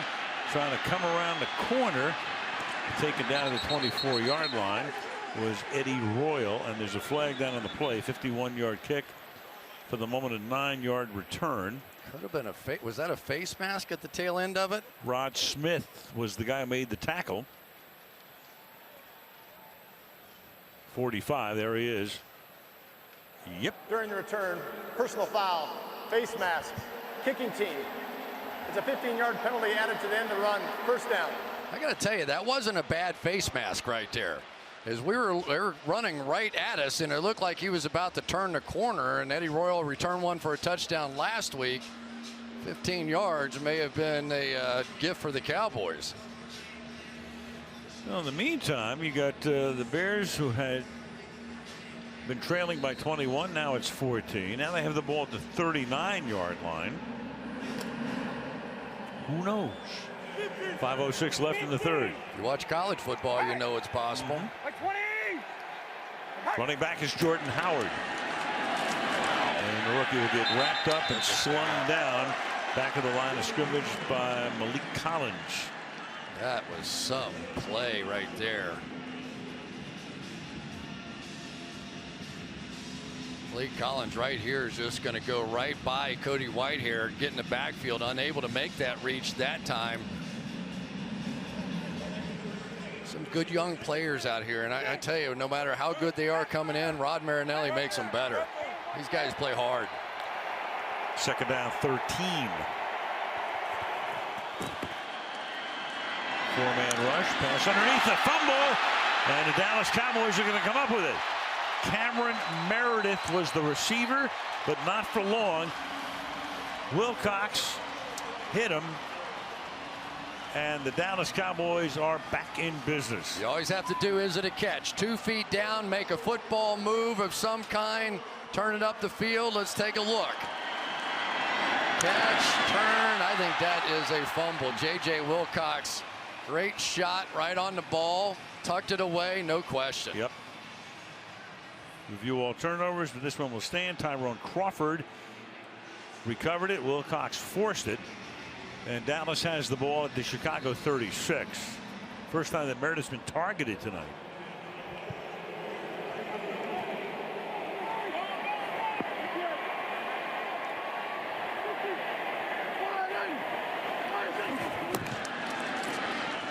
Elliott again. Got tripped up. It still turns into about a 6-yard gain. Cornelius Washington got a hand on him. And Elliott has now carried the ball 17 times tonight for 89 yards. One of the amazing things about Ezekiel Elliott is this guy won 4 state championships in track within what, like 2 hours? He won everything. 2.5 hours. He won 2 sprints, the 100 and 200. He won the 110-meter hurdles, and then in high school they run the 300-meter hurdles. He won that too. State of Ohio is a big state to win all that. Second and 3, and that's incomplete. Bryant had to turn around. It'll be third down. Take a look. You think he's a good football player? Maybe this is why. Strides over those hurdles like he does linebackers. Winning with ease. 4, yeah, I guess so. 4 state championships in 2.5 hours. A state known for fast guys. Elliott flanking Prescott in the backfield. It's third down and 3. Prescott throws, and that's incomplete, intended for Bryant. So Bryant's been pretty silent since the first quarter tonight. Brzezinski with the tackle, and it's fourth down. Yeah, one of the few bad throws that we've seen out of Prescott so far. He really did have a good look. Willie Young's going to apply a little more pressure. He's been getting some pressure all night. That throw clearly behind Des Bryant had a chance to convert that third down. And Dan Bailey will come in. Chris Jones to do the holding. 47 yards. And the kick this time is no good. So the Bears are able to stay within 2 possessions. A rare miss for Dan Bailey with 3.5 to go in the third. It remains 24-10 Dallas.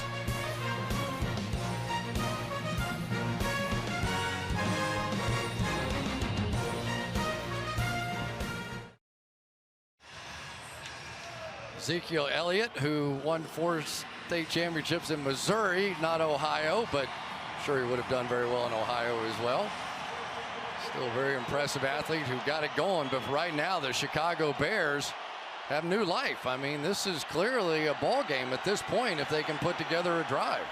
You're entitled. I had Lovie Smith coaching this team early in the game. It's wonderful. Poyer on first down throws, and that's a 7-yard pickup to Kevin White, and we go to Michelle.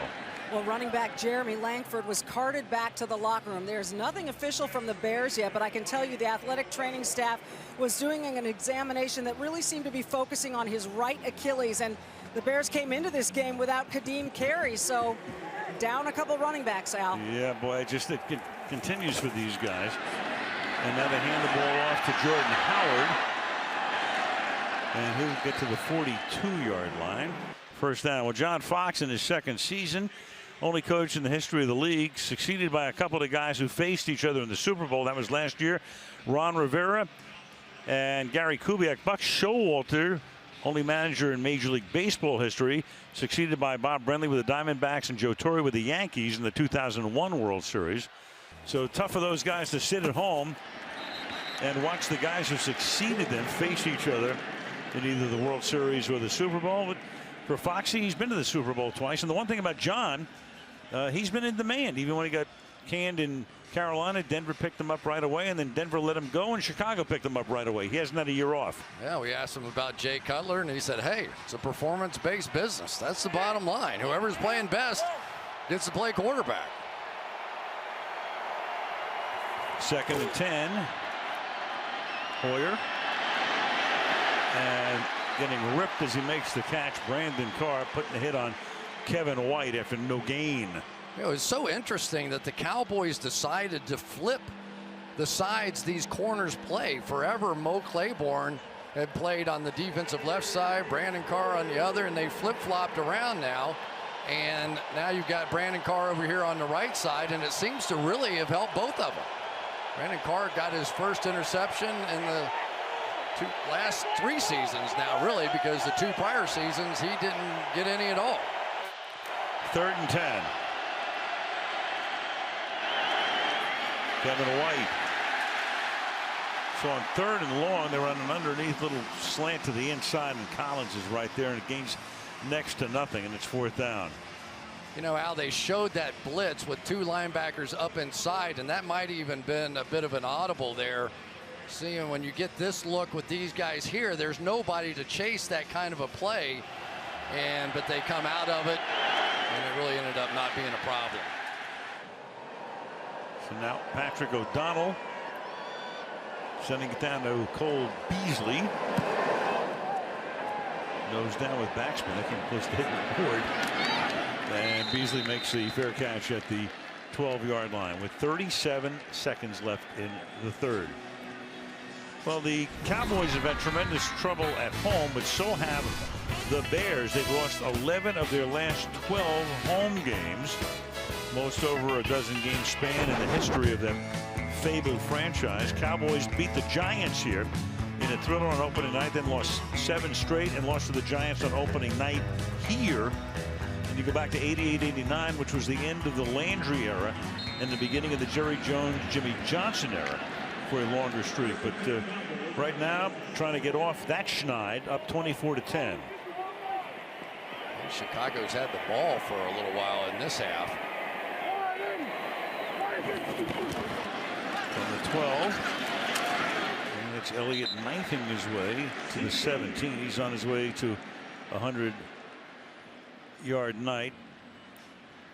Langford, we're being told, is now questionable with an ankle injury, so they're down to 2 running backs, including one guy who just got activated. And Alshon Jeffrey just sitting on the bench as the Chicago Bears will go into the 4th quarter, trailing 24-10. Into the 3rd, and Sunday Night Football from Arlington, Texas resumes after these messages.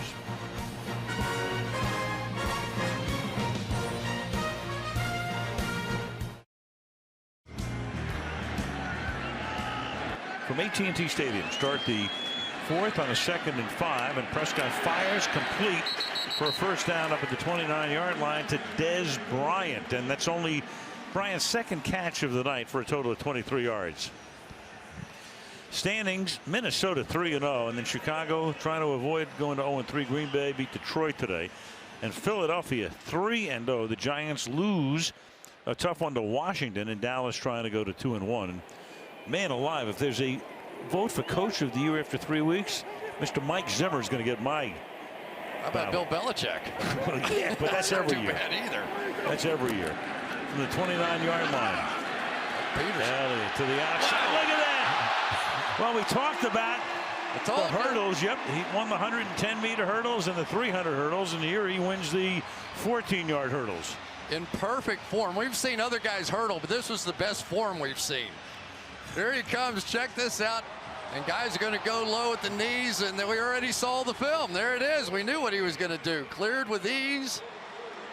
A very exciting young player, an exciting young team at this point. You know, I mean, we're seeing some things out of the Dallas Cowboys we certainly didn't see a season ago. Krasinski said, where did that drone come from? Gives him 108 yards on the night. Looking for more.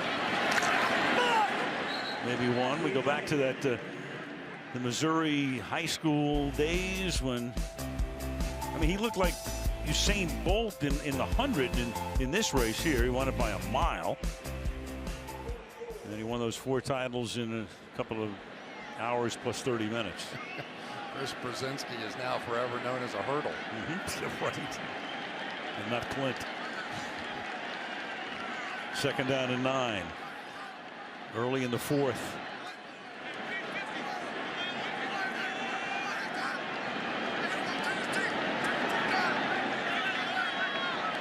Prescott fully in command. To the outside to Beasley, and Beasley will come up a little bit short of the sticks. And that'll make it 3rd down and 1. McManus covering on the play.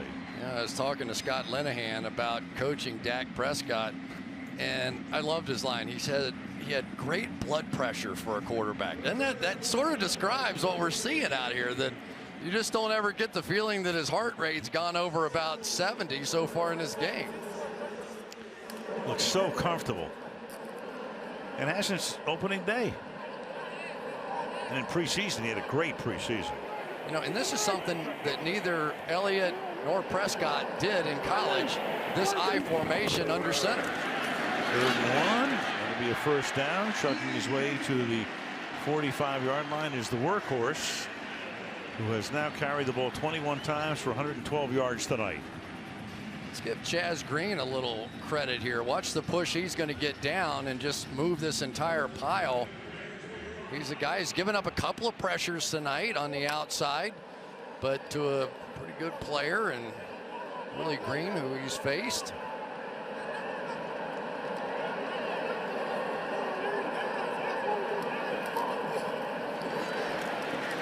Elliott once more cuts it back, takes it down to the 40-yard line. Will Sutton taking Betty Goldman's spot in the defensive alignment, makes the stop. Gain of 5, 2nd and 5. I thought Elliott had a chance to break a big play right there. He went slow, but he just put his head down when he really should have made one more cut. He had a chance with his speed to really pop one on that one.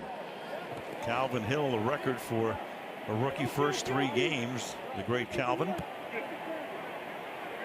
And Elliott has a shot at it.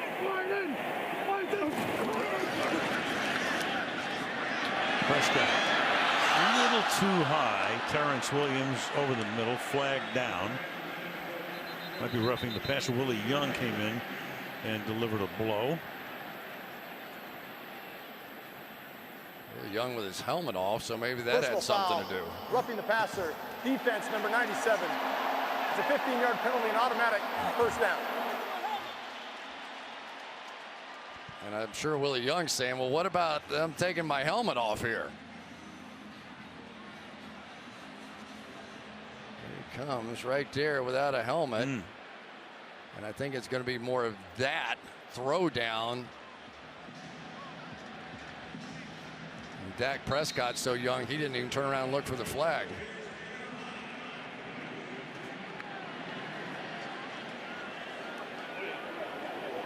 That'll move the ball to the 25-yard line. Prescott's thrown for 208 tonight. And a flag is down after a 2-yard pickup by Elliott. Craig Rolstad will give us the call. Shot block. Offense number 79 has a 15-yard penalty. Replay.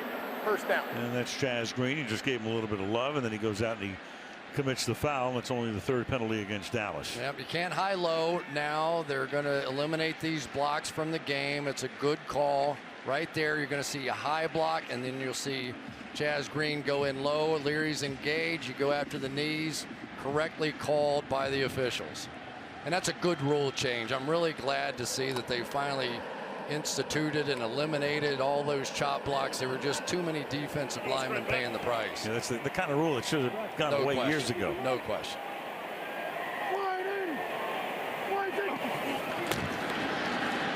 Off the fake, under pressure, sets up the screen. Here goes Elliott again. And Elliott all the way down the sideline inside the 25-yard line before Tracy Porter runs him out. So that's his second catch of the night to go with 22 carries. Well, they run this jet sweep so many times. It's kind of an interesting way to run the screen pass. You'll see, I think that's Lucky Whitehead coming across the screen, going too fast, I couldn't tell. But you get Ezekiel Elliott out. And one of the things that made Ezekiel Elliott so appealing as a draft choice was how good he was as a receiver. We haven't seen a lot of that yet here with the Cowboys, but I think you'll see more and more of it as the season goes along. 5 receivers all going out to the outside. He goes to Beasley, and Beasley almost got away but couldn't from Przinski. And that'll make it 3rd down. I tell you, late throws out in the flat like that, it's one of those you go, whoa, but he was able to load up and get something on that throw. That was the first time I've really seen him lean into a throw like that. Beasley's out there and he's sort of a little late, and I was, it was one of those, you just have to be careful. Przinski might have had a chance if he had made a little sharper cut. 3rd and 2 at the 17. And they empty it. 5 receivers. All out in the pattern, and over the middle, it's caught inside the 5. Dez Bryant, touchdown, Cowboys.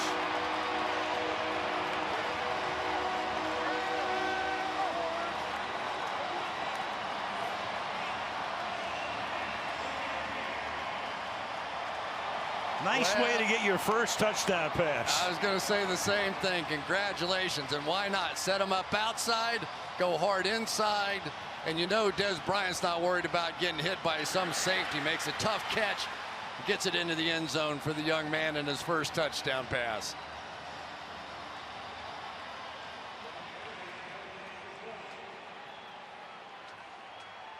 $19 of 24 is Mr. Prescott tonight. 248 yards, 1 touchdown, and still no interceptions in his young career.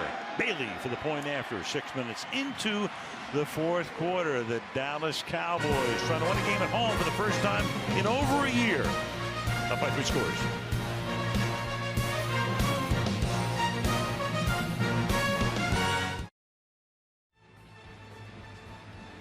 The Jones family. Jerry with a big smile on his face, and Stephen and Jerry Jr. as well, because they haven't had a lot to smile about in the home games over the past year and 2 weeks. But so far so good tonight as it's downed in the end zone by Thompson. 9:02 left, 31-10 Cowboys.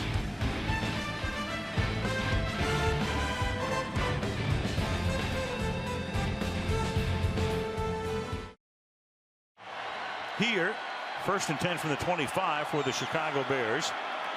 Hoyer to the outside, White, and that'll be a first down, a gain of 13 up to the 38.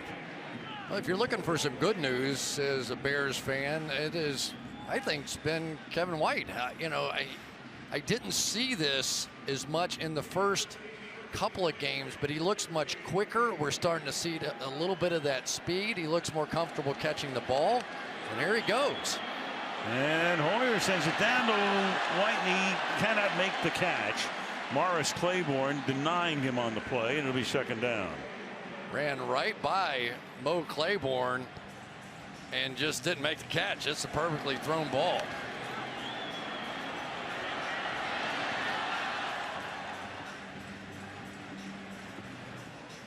Right through his hands. Yep. Had him all set up and everything. 2nd and 10 now from the 38.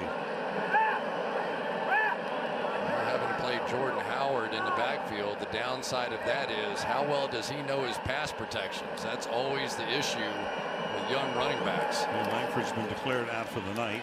They send Howard out into the pattern, and then over the middle, and the catch is made at the 37. That's Zach Miller, already in his 7th year in the league, oft injured at Jacksonville, and filling a role here. And of course, Martellus Bennett was that tight end last year. He's now in New England. Yeah, Zach Miller's had a nice game, had the touchdown earlier, and now without Martellus Bennett, their tight end position basically split into 2 people. Miller more of the receiver, Paulson more of the blocker. 7 catches for Miller tonight. Now Hoyer goes down the sideline and incomplete. Claiborne again covering White on the play. It'll be 2nd down and 10. Yeah, and Claiborne a good job, but really Kevin White has to force the issue. He can't let Claiborne force him into the boundary. You can't get any closer than about that, and he's going to get driven all the way to the sideline, just nowhere to throw the football. Keep that line right there. You have plenty of room to fade out to the right and make a catch. You get squeezed into that boundary, the quarterback has no chance.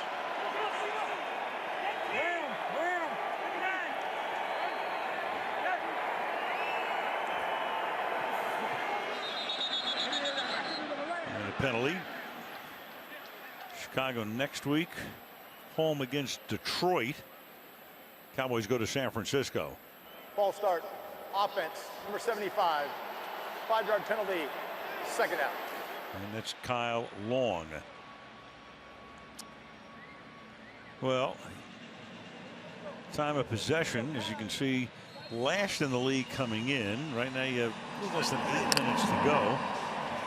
Even if they had the ball the whole way, they'd have it less than 28 minutes, and you know they're not going to have it the whole way.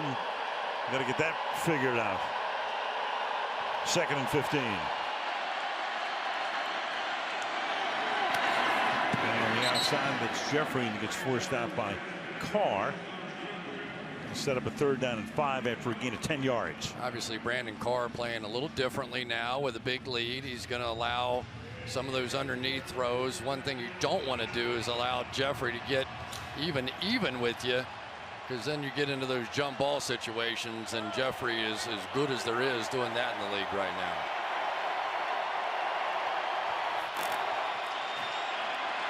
On 3rd and 5, and that will be caught by Jeffrey with good tight coverage again by Carr.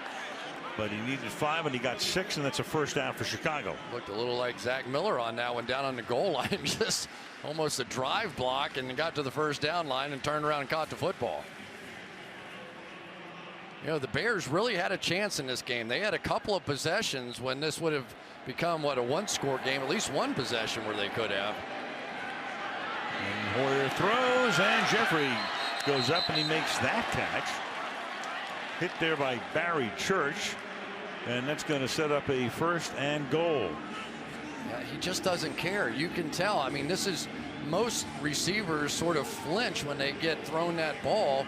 Safety coming, you know you're going to take a shot, but Jeffrey just keeps rebounding.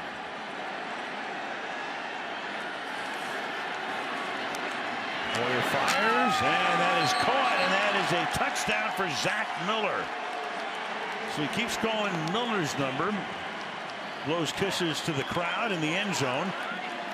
And the Bears are back within 2 touchdowns. Yeah, Barry Church blew him a kiss as soon as he caught that ball, and he still was able to hang on to it.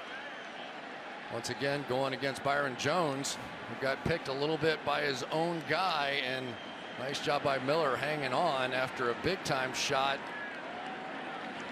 arguably above the shoulder area, by Barry Church. So both Chicago touchdowns hauled in by Miller. Connor Barth out to tack on the 17th point.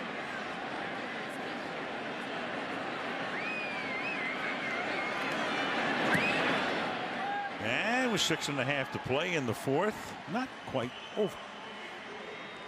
In a manner of speaking. 31-17.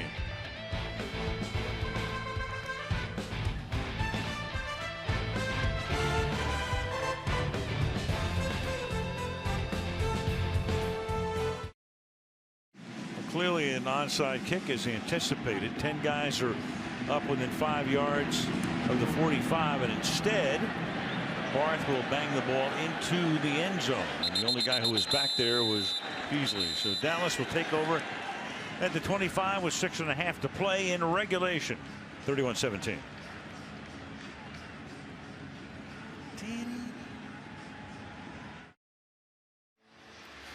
In the NFC East since the merger in 1970, taking a look here at rookie QBs to start a season opener. Troy Aikman in '89, Quincy Carter in '01 for Dallas, and then RG3 back in 2012 for Washington. Now you've got Dak Prescott and Carson Wentz, so two of the four teams in the division starting rookies, and I think that they've done fairly well. Yeah, it was interesting hearing Jason Garrett talk about Carson Wentz when he put him on the blackboard and did the old John Gruden test, you know, drew up all the plays and erased them, made him do it. I said he knew him better than I did. And the second best quarterback that we dealt with on that test was Dak Prescott. From the 25-yard line, and the big night again continues for Elliott. 2nd and 1. So the quarterback's up to date. Carson Wentz, and of course he is now the big star in Philadelphia. 3-0 are the Eagles, 5 touchdowns, no picks. Eli with a record of 2-1, and had a tough day today against Washington as the Redskins were able to pull one out. And there's Dak Prescott with 767 yards. Kirk Cousins finally was able to say you like that after today. Redskins needed that win desperately, and they got it. 2nd and 1. And it's a first down as Elliott will work the clock. So Chicago opted not to try the onside kick. And now key thing, of course, is to try to stop Dallas. Use your timeouts, but you can't use them when you get 9 yards on first down, as Elliott just did. You know, I think that decision about on-siding or not, to me, always depended on how my defense was playing. My defense really hasn't been able to stop them all day, and the likelihood that you're going to stop them at the end of the game sort of told me pooch kick something to try and make an effort to at least pin them back. Well, the Cowboys already have 437 yards of offense tonight, and a few more here, and that's Elliott again chugging his way over the right side for a gain of 8. You know, because when you have an onside kick, the returner is standing at about the 15 or 20 yard line. We'll talk about it here in a minute.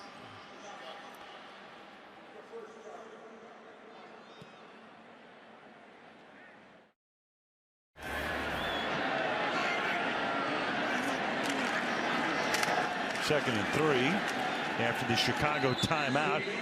Elliott for a gain of 2. It's going to make it 3rd down and 1. And another timeout for Chicago. So Prescott and Elliott throw for 200 yards, run for 100 in one game. You know, you look at this at Prescott, and we've said this in the past, Chris. There are positions in American sports, North American sports, center field for the Yankees, going all the way back. Joe DiMaggio, Mickey Mantle through the years. You know, it started with like Boston Celtics with Bill Russell, the center. In hockey, you go back like the Montreal Canadiens, who was the goalie. In football, it's been the Dallas Cowboys quarterback. Who's the Dallas Cowboys quarterback? Don Meredith, Roger Staubach, Troy Aikman. Yeah. You know, through Tony Romo and Danny White would be other guys, but I mean, the Dallas Cowboy quarterback. That's a pretty good thing to have on your resume. 3rd and 1. Toss back to Elliott, and he comes from deep in the backfield, just about back to the line of scrimmage. Interesting. Yeah. Was he down at the end of this run, or bounce over for the first down? I'm not sure that he was ever actually on the ground as he rolled over. Check this out. So he's going to go down, and he's going to roll over on top of the defender right there. I guess his knee was down, just short of the marker. About a half yard short of it. So you can see he rolled over on Sam Acho, but I think his knee was down just prior to when he rolled over. Yeah, they bring the chains in from the other side of the field because those are the official sticks. Yeah, he's sure. I mean, even if John Fox wanted to challenge this, they're going to have to take a look at this.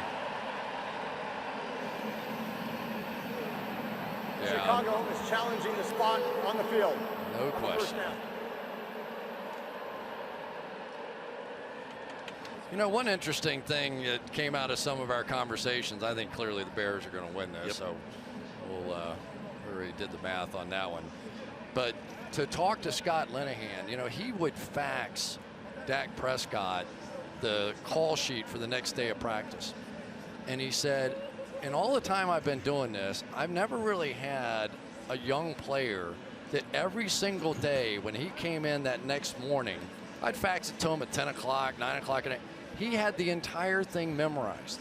He had to have practiced in front of a mirror to then come back the next day and call the plays in the manner in which he did, which built great confidence. And he talked about the fact that Jason Witten knew so much about this offense that when he got in the huddle, he was embarrassed if his play call wasn't perfect because Witten would call him out on it. And so it forced him to study harder and harder. But those little touches take young quarterbacks from being, okay, isn't it nice, and he's got some physical skills, to being, hey, we can win with this guy.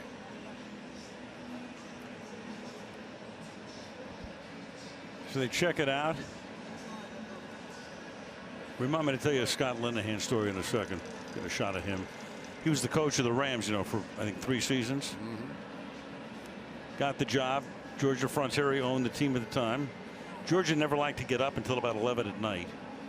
So he got interviewed at like 1:30 in the morning at Georgia's house in Sedona, Arizona. And then she said, why don't we watch a movie? And he just happened to have a couple of DVDs in his attaché case because he was forewarned. Go ask him. Yeah. What was the movie? I don't. Come on, man. Give me the details there. Snakes on a plane. I don't know. Well, if you're an assistant coach in the NFL, you got a few stories to tell. After review, the runner's knee was down while the ball was at the 46.5-yard line. Therefore, it will be 4th down and 1.5 at the 46.5. Chicago will not be charged a timeout, and because this is a second challenge win, they will be allowed a 3rd challenge. So it goes sort of from game over to game still on. This is one of those games you keep wanting to go, hey, you know, it doesn't look good, but one big play here and you've got a 1-score game, and I'm betting they'll try an onside kick the next time. First things first, it's a 4th down and game clock, 4:33. So put 3 more seconds on the game clock. Would you even consider some sort of a direct snap? Go for it here. You're at midfield. 2 touchdowns. I don't know that I would have to. I mean, Jason Garrett sometimes is accused of being conservative. He went for an onside kick last week. It didn't work out. Who knows? but the clock, you know, it's interesting. Chicago still has that 1 timeout, and they're going to keep it because the clock got wound once they put it in play again after the challenge. And now Jones is kicked in the direction of Royal, and he makes a fair catch at the 11-yard line. So Chicago has that 1 timeout. They're down by 2 touchdowns, and you have exactly 4 minutes to go. Well, still plenty of time and plenty of big play receivers. You know, really, if Kevin White had caught that 1 ball, would have saved a little time. But these guys are very capable on the outside, and Zach Miller's made some nice plays down the middle. So plenty of big play options in this offense.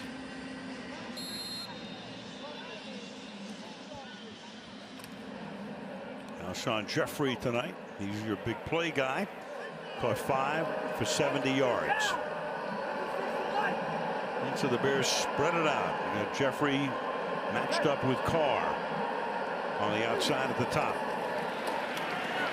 Hoyer shoots one underneath, and it's a short gain to Royal, who gets upended by Claiborne. That's when, as a receiver, you almost say thank you, Mo Claiborne, for not flipping me on my head right there. He really kind of still grabbed that leg and kept him from going right back on his head. 2 deep safeties makes it very tough to try and get anything going down the field.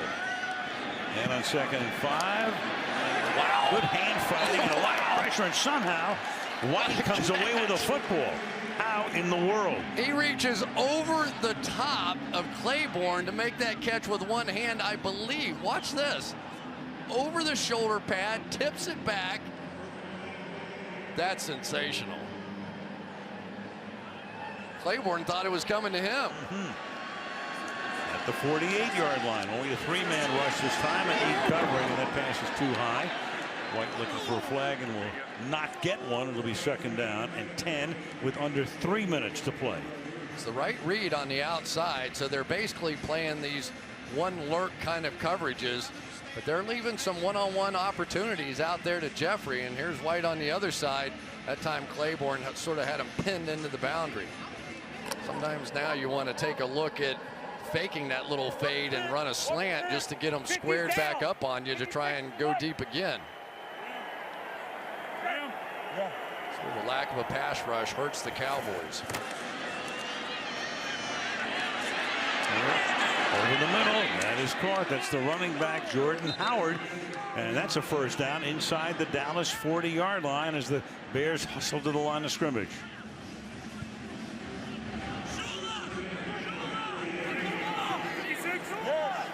Howard with those 45 rushing yards, 36 of which came on his first carry tonight. 2.5 to play. Hoyer going deep down the right sideline and out of bounds. Cameron Meredith, only the 2nd time he's been targeted tonight. Incomplete, 2nd and 10. That one had a chance. That one definitely had a chance working up the boundary, and Hoyer really just threw that one. This is one you're going to try and get the outside to release, and there's a safety over the top. But there was definitely a hole in there, and Hoyer just completely missed through it. It's about as good an opportunity as you can hope for against a preventish defense like this. Jeffrey comes wide to the right this time. Royal in the slot. And 30-second timeout. Chicago's going to take a timeout, and that's their last. Timeout. Well, for Hoyer, numbers decent here in the 2nd half. Those 2 touchdown passes, both coming to Miller, the tight end. But they fell behind early by a lot. And it's been a long road back. Now, sometimes I think when you play this Dallas defense, because they're expected to hustle so much, if you stay in a no-huddle offense against them and trap their defensive linemen on the field, that they can get worn out pretty quickly because of how much they're expected to hustle and follow the plays down the field. And they do love to just rotate those guys in there, and the Bears have given them that opportunity tonight. Now on a 2nd and 10. Again, only a 3-man rush, but that's enough to put the heat on. And then he just has to sling it toward the bench. It'll be 3rd down. A little pressure that time put on by David Irving, the big 6'7" guy that came over from Kansas City last year, working against Bobby Massey. Massey's had a few tough games, but been a little bit better in this one. Neither team able to muster very much of a pass rush tonight. In fact, there have been no sacks in the game.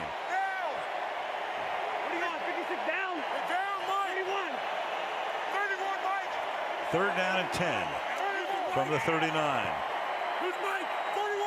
Play clock at 2. And Hoyer almost got sacked, and in fact that'll go as a sack, and then the ball is loose. And the Dallas Cowboys will wait for Rolstad to come in there and tell us who recovered it. Dallas.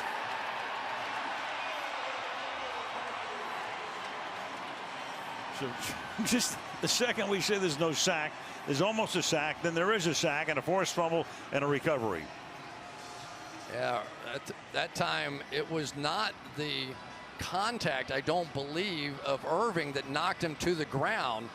So when he got tripped up by his own lineman here, by Massey, when he goes to the ground, that ball is loose until he's touched, and Irving has every opportunity to go in there and get it, and he doesn't. It's Benson Mayowa Take a look at the coverage down the field here.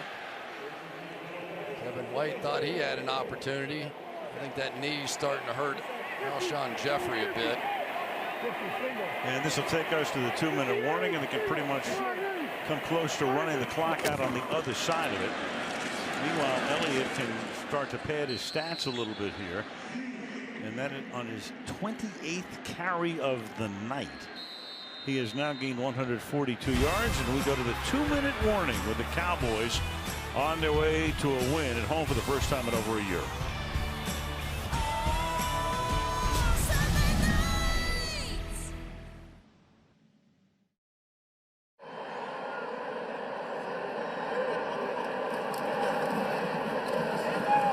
Here's Ezekiel Elliott. You know what's amazing? Last year, I mean, the Cowboys were 1-7 at home. Won their opener, they lost their last 7. They had in 8 games here 2 takeaways. 2. I know. They had 2 tonight. Yeah, it's happening slowly here, and they're going to get some help too on the defensive side. Eventually, Marcus Lawrence comes back after a 4-game suspension. That'll certainly help this pass rush. Got a couple other guys, but you know, this is a team now offensively that can compete. And remember, the offensive line in this game was really missing 2 starters for at least well over a half. Tyron Smith, arguably their best, did not play due to shoulder and back injuries, and Lyle Collins went out of the game in the middle of it. So Ronald Leary and Chaz Green stepped in, and they still were dominant. So Cody Kessler 0-1. He should have been 1-0. They missed 3 field goals in regulation, lost in overtime to Miami. 3rd and 7, Elliott, and he'll get taken down with a flag thrown at the 45-yard line. And they get a little pushy shovey.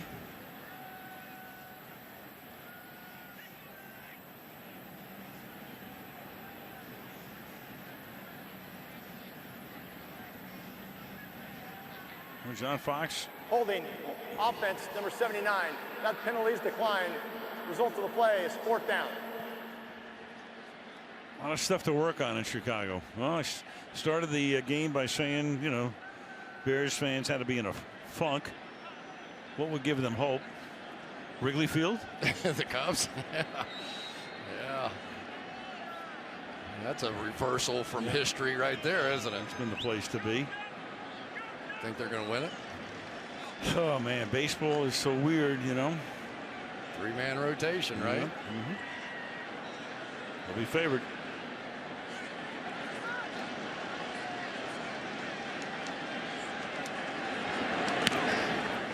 Jones. Royal collects at the 9. And it's taken out of bounds up at about the 16-yard line with 1:39 remaining. How good were the rookies for the Cowboys this evening? Plenty good.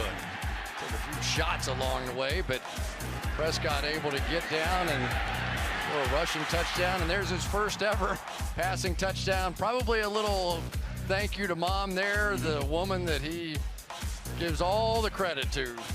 As an inspiration, and Ezekiel Elliott back to his hurdling form, put on a bit of a show. But if you're looking for what could be for the Dallas Cowboys for the next 10, 12, 15 years, welcome to the future. Well, tonight was pretty impressive on national television against the Bears, and that is caught up at the 35-yard line. So there's still a little bit of life here. Meredith making the catch. Bears do not have a timeout. First down up at the 40. Down to 1:20 left in reg.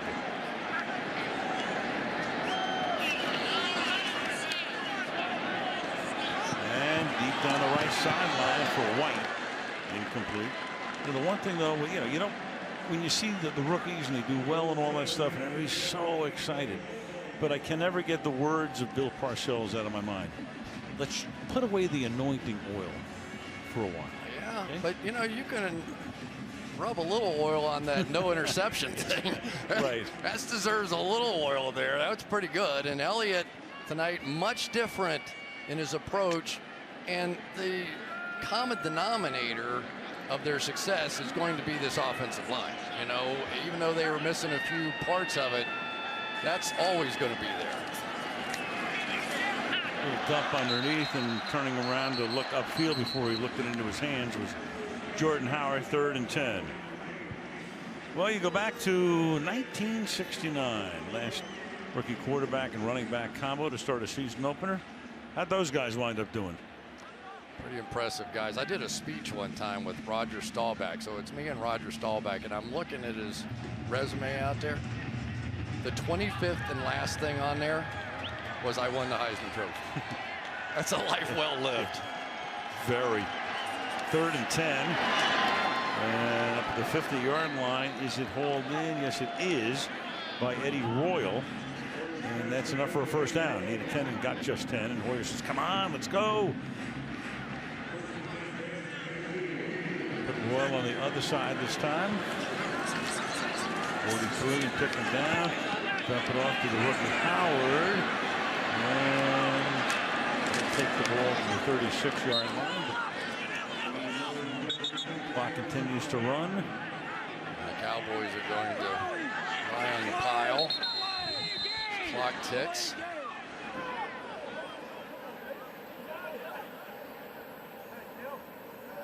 All the little tricks of the trade coming into play. Nothing like the last 25 seconds to keep a bunch of people interested in this one, huh? Well, if you're ever going to hang around for a game, if you're a Cowboys fan, this one might be the one. Mm-hmm. You don't even have to be a Cowboys fan right now. Yeah. Mr. Witten has done such yeoman work through the years. Little doubt in anybody's mind that he will wind up on the steps in Canton someday. No question. 2nd and 10. Oh boy, that's where you've got to snap the football. Fraction. Defense number 83. 5-yard penalty. 2nd down. And Cody Whitehair in there. Rookie center. He'll learn that trick. Aaron Rodgers would have been screaming and yelling at this point because they have made a lot of big plays on getting a defender to jump off sides and get a free play, throw it in the end zone, not worry about what happens.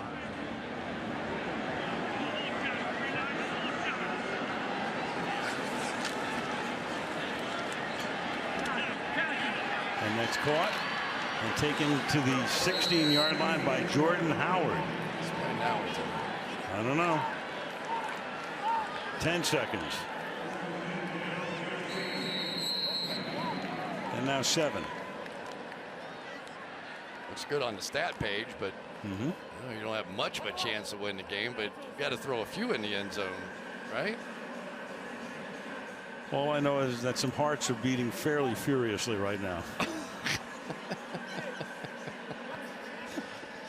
People love football like that. Oh, yes, they do. They love football like that. 7 seconds left.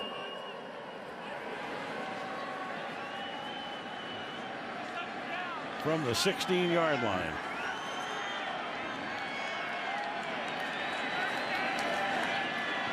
Hoyer to the end zone. And that's thrown away with 2 seconds.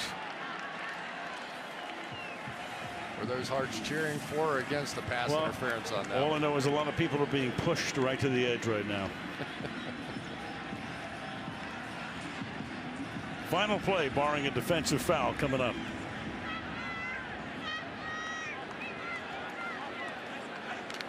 And Mr. Prescott's going to go to 2-1. Ezekiel Elliott with 140 yards tonight on 30 carries.